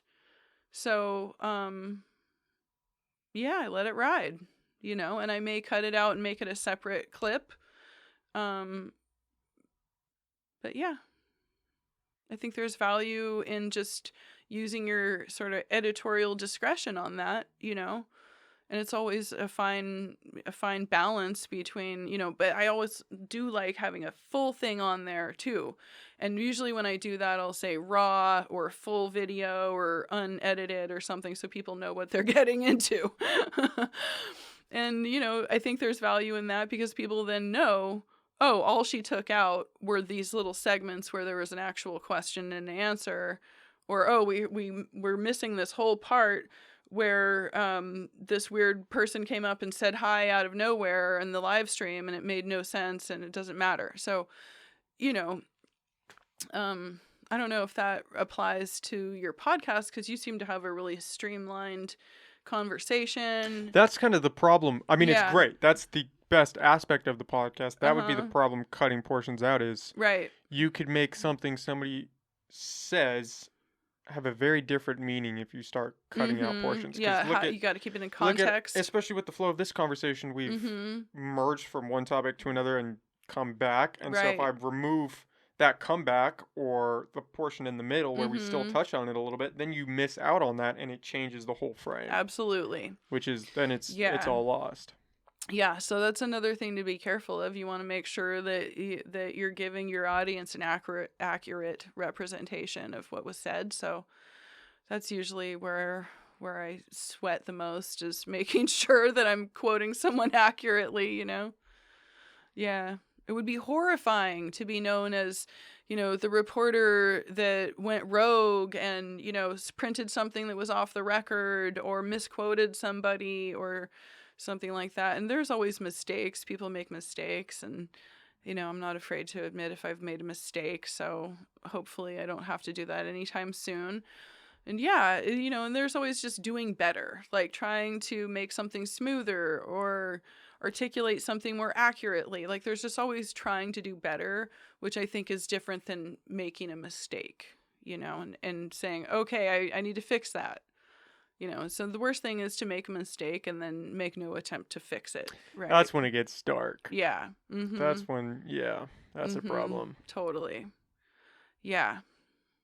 But so with the Is it a non-disclosure agreement? No, it's just a release, kind of just acknowledging, hey, Yeah, media I'm release kind of yeah, I'm thing. gonna put this out there. It's gonna be on Yeah, the internet. right. It's gonna be out there. So People are gonna see it. yeah, so to kind of prevent the situation where you see it and say, oh, maybe I didn't exactly like what I said. I'm gonna Right. pull down the episode. It's Yeah. like I can't. Now it's out there. You know, Yeah. just a release. Just Yeah. you can put it out in the ether. I'm not gonna try to Mhm. sue you because you put it out. Right. You know, my policy is just generally I did it. I'm done. I'm not going to watch it again. It'll drive me crazy. Yeah, I can't watch it. Once I put these out there, I can't. I cannot go back to You it. don't Oh my watch them. god. Because I watch it while I'm editing. I have to piece together the whole Yeah, video, so I watch it doing exactly. that, and Yeah. I I'm hypercritical of everything that I do, and so Yeah. watching that is a torture session. Mhm. And it's like, okay, this one's done. Thank That's God. right. Hopefully, we We're can try to do done. better in the next one. Shake it off. Yeah. Yeah. Yeah, totally. I think I watched a portion of an interview that I did and I was like, "Okay, yep, that's me. I'm good. That's fine. I got my Done. fill. Moving on." Yeah, it can be a little painful. Yeah, I like to be on the other side of the camera, you know? So, Well, this is perfect for you then.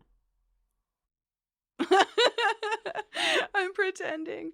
Yeah, no, I like to once in a while show my face, but I'm just sort of fly on the wall or I'm the voice from behind the camera and you'll hear me say um reporting live for the red-headed black belt and then that's all you get.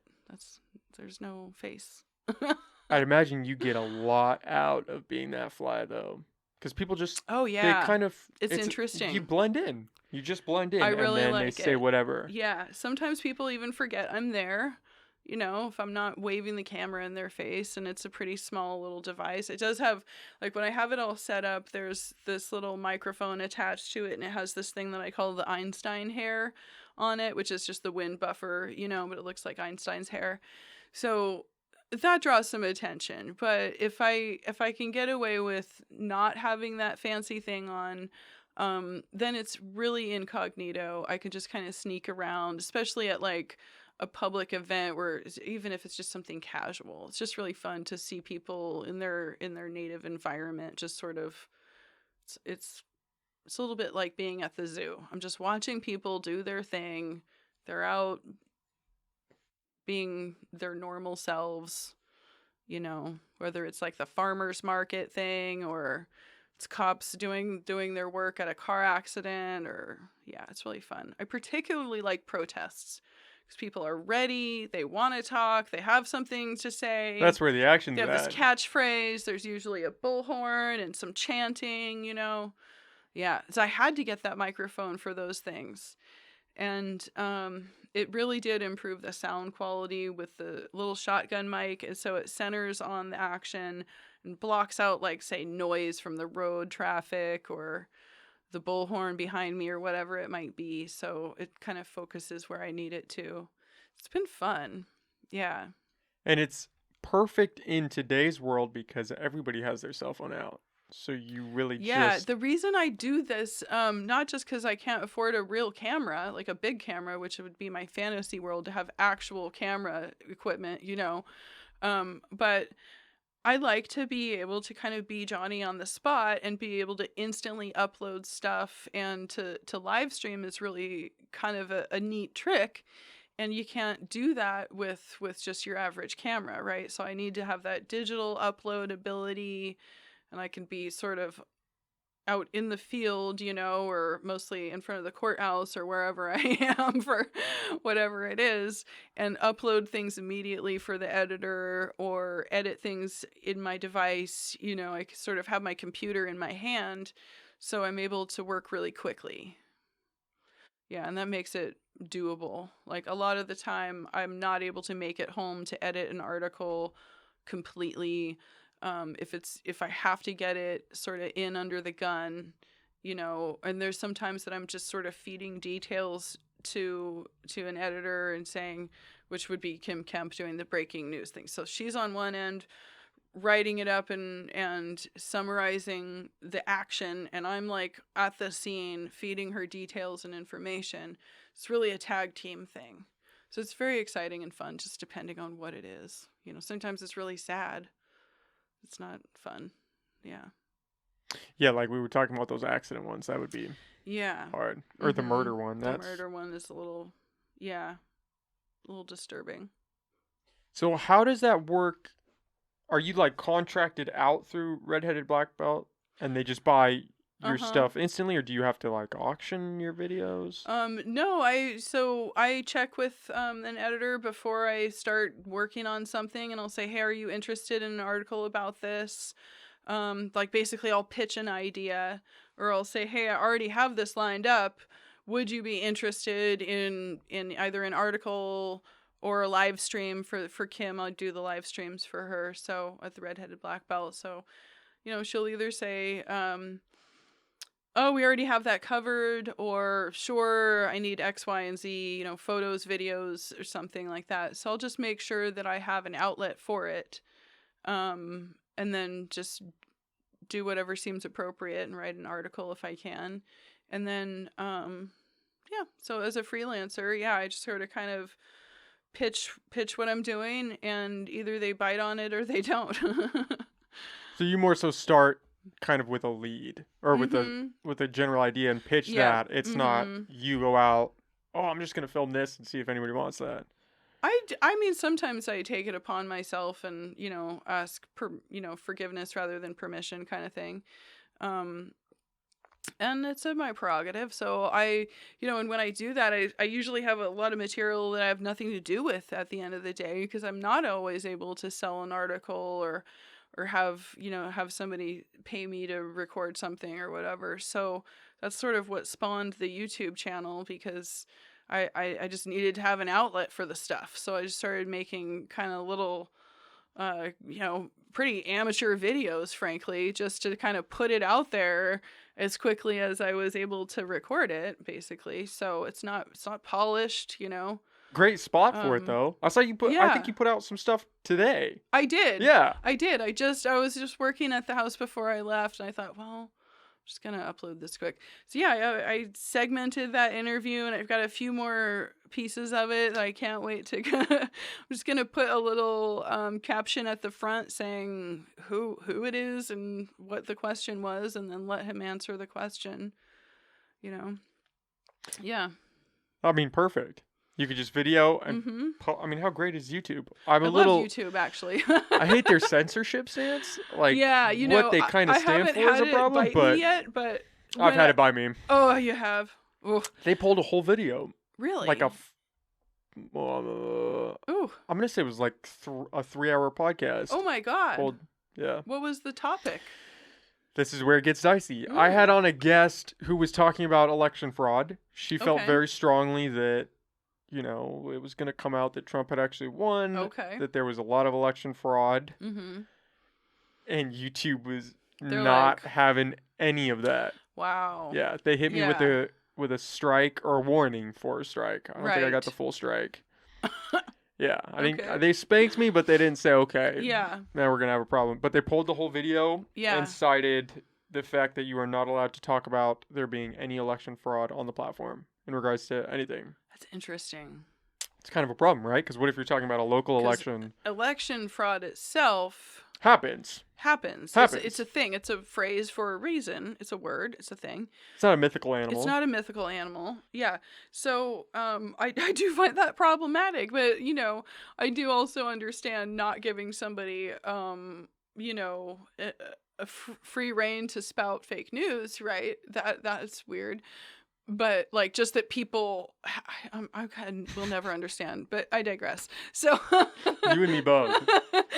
But yeah, I cannot argue with wanting to kind of go, explain that to me, like, so putting that person on a, and hearing what they say, I think would be interesting. It was a great, I really enjoyed talking to her. She's like, much as I disagree, yeah, she was great. Show me the real election fraud. Can you define it?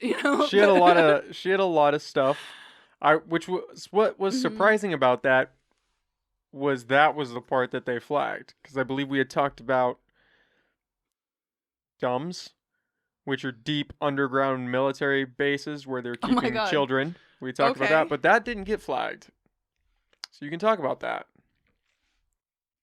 We talked a little bit about QAnon. That was safe. I'm like, which one is closer Yeah. to the unicorn? I'm in this. What are those charts called? The charts that looks, it's a graph anyway. Some chart. Yeah. But I'll figure the it out thing with later. that is, my stance was believe that people are smart enough to form their own opinion. I'm not going to tell you what that opinion is. Sure. But I will present you with the idea. And this was earlier in the podcast where my comfortability pushing back wasn't quite what it is now. It's still not perfect, and I have a lot of work to do, but I'm getting better. Sure. Actively trying to get better, at least. Yeah, totally. And so, Me too. yeah, I gave her a lot. I let her have a lot of reign, Mm-hmm. which I think was warranted to some extent to express those ideas. And my thought is, put it out there. People can listen and believe that they're Sure. intelligent enough, and they can form whatever decision they want. Yeah, and if someone's gonna outwardly say something batshit crazy, let them do it. That's in their I right. don't know why that's not okay. Like, The can we problem is- talk about how crazy that is, though? So I'm a fan of having the conversation as opposed to not having the That's conversation. where I was going with that is, when you bury it, you give it validity. Because now Right. people can say, oh, if they pulled the video, it's got to be because of something. What don't they want out there? What oh, did you say that was bad? I don't know. I don't it's a thing. understand. Yeah. Because then it gives it warrant. Because, if they're pulling down these Mhm. types of videos, it must be because they're true. Yeah. So people lean in more. Right. Whereas if it was just up and people could make videos supporting or shitting on it, you would see, oh, maybe I need to reevaluate some ideas. Or maybe you get reinforced in some. Right. But you don't get that aspect if you just shut it down. That's right. I mean, shutting it down is not a good thing, I think. Maybe put a warning in the corner saying batshit. I don't know. Maybe election fraud controversy alert. I don't know. Say something, but don't squash the conversation. I think Facebook left it up. Uh-huh. Which, shout out to Facebook. That's They're doing a lot of interesting. shady shit, but that was a good That's thing. interesting. Right. Yeah. Huh. Facebook let it up. I don't know how accurate their targeting is though on that, because I'm guessing YouTube probably has a compiled Right. list of topics. Yeah. And they just run it through as it's that's processing. interesting. Maybe I should check, because I have a lot of rally footage from Trump rallies. The Trump train rolled through from Fortuna to Eureka a couple times during the election. A couple years ago, I guess. It was during the beginning of COVID, I think. So, and little snippets of interviews with people from election rallies, and I don't think any of them have been pulled or flagged or anything, but I'm not sure. Maybe I should go back and look. You might have slipped through. Yeah. I don't know what their targeting looks like for that. Right. I wonder what they base it on, like, what did you do? I wonder if it's search engine optimization related, like Could if be. there's like a word in your title, Or if you tag it with something. Yeah, maybe that. I'm not sure how they do that. It's got to be automated somehow. There's not a person. There's got to be an algorithm actually watching it. Yeah. Right? Yeah, I'm not like versed on algorithms. Is YouTube your main go-to for your clips? Yeah, I upload them to YouTube. I did just start an Instagram. It's Humboldt Freelance Reporting on Instagram with a matching Facebook page. So, and the YouTube, same title, Humboldt Freelance Reporting.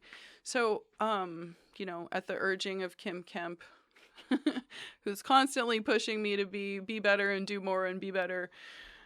So yeah, it's up now, and it's just kind of in the fledgling stages. So, but the YouTube channel's got a lot of old content on there. Is the Facebook page new? Yeah. You should definitely. There's both. You should push your content to that. That's where I've noticed a lot Okay. of growth is Facebook. So the crossover. Yeah, Facebook has Yeah. been. There's a lot of Okay. reach there still. Yeah, so that's what I did just this morning. I uploaded the 2 clips of the interview segment and posted them to the Facebook page. So we'll see. Facebook and Instagram Reels. Oh, okay. Reels are big, which people always say, and I always wrote it Yeah. off because I'm not a big I don't like social media, so Me I either. would not use it if not for the podcast. Yeah, I have a little disdain for social media, Right there. but here we So are. I finally tried Reels, and Yeah. it's kind of insane. Okay. You can get your content out there So, to a do you lot of have people. to I'm not versed in Instagram yet. I feel like an Instagram idiot. So, do you have to upload like a live video to it? Do you have to just go live or take a video, or can you share a video that you've already produced to the Reels? I got This is my confusion. I downloaded a Chrome Uh-huh. add-on for my computer, so I actually do it from my computer because I don't Yeah. even know how to do it from the phone. Right. Okay. It's called That's probably my Insist. problem. Yeah, it's called Insist.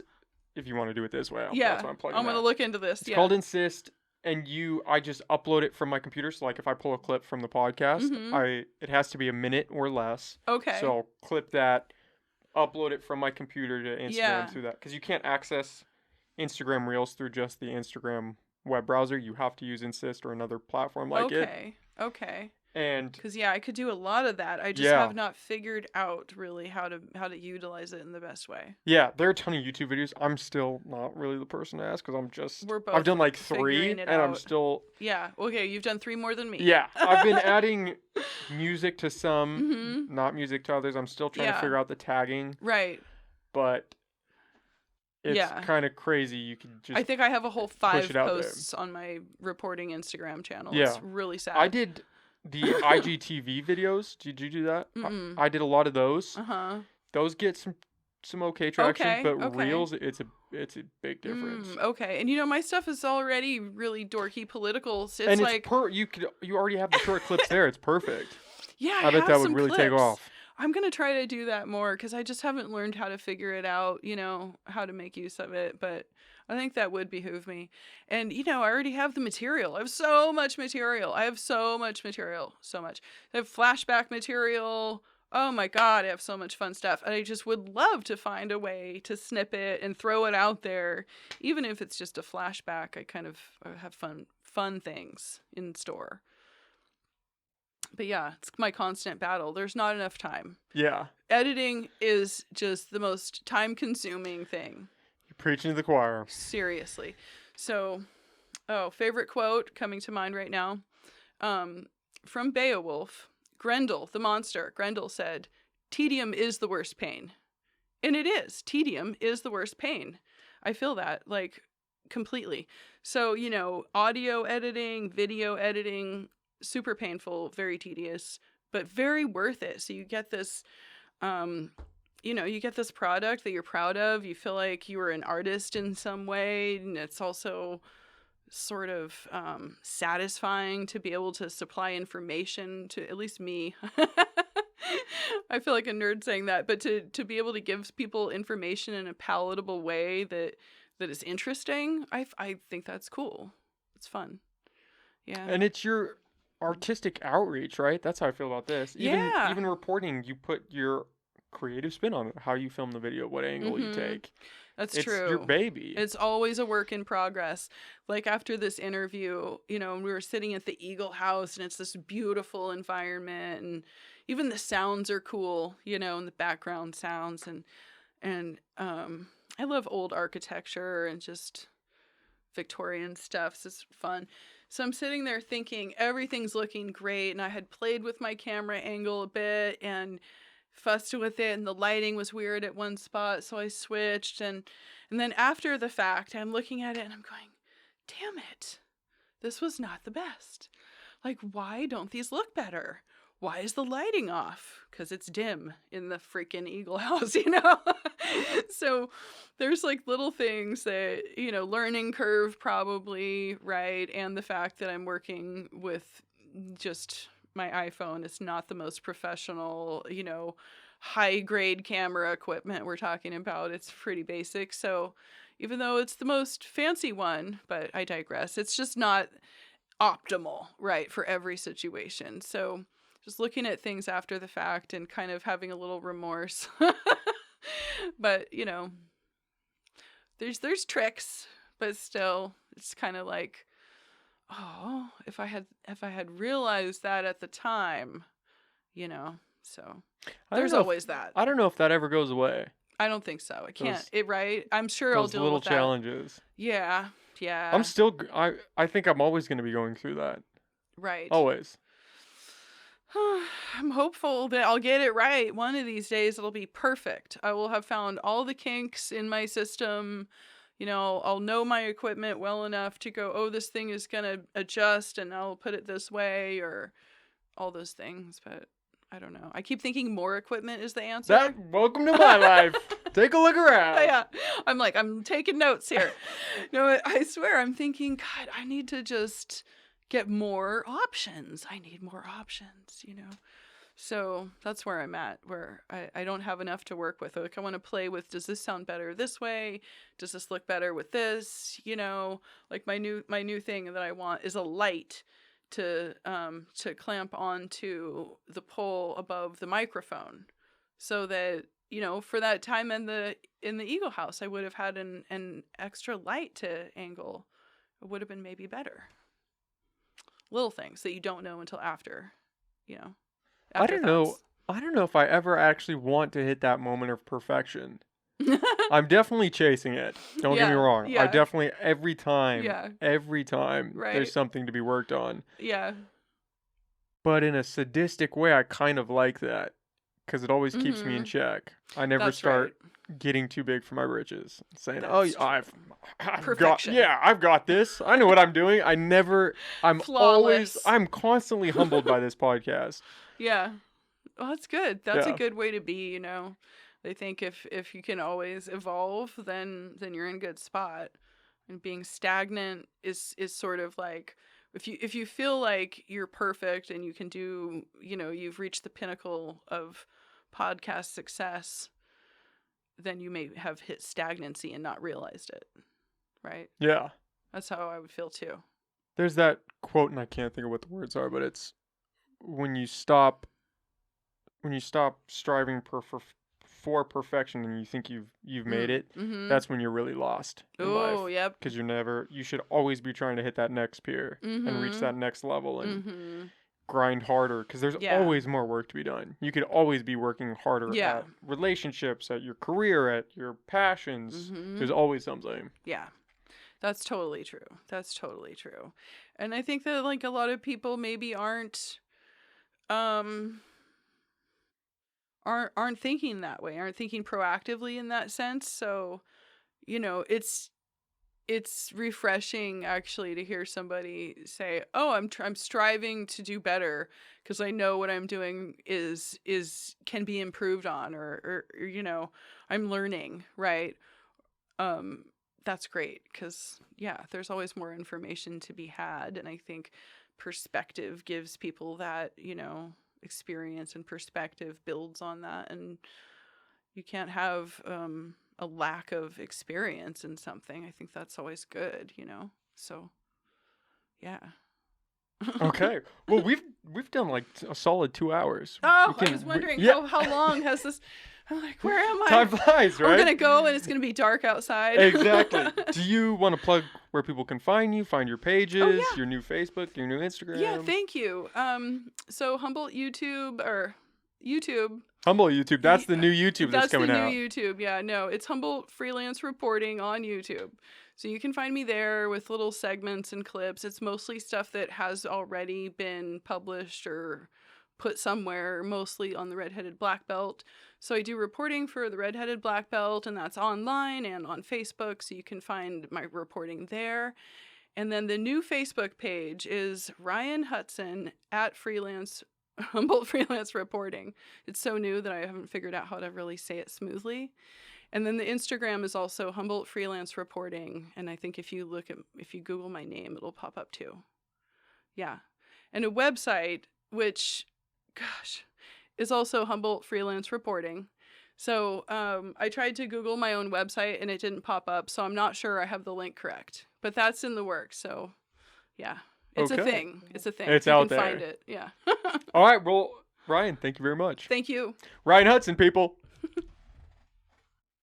That was That fun. was awesome. That was a hell of a lot of That was fun. really fun.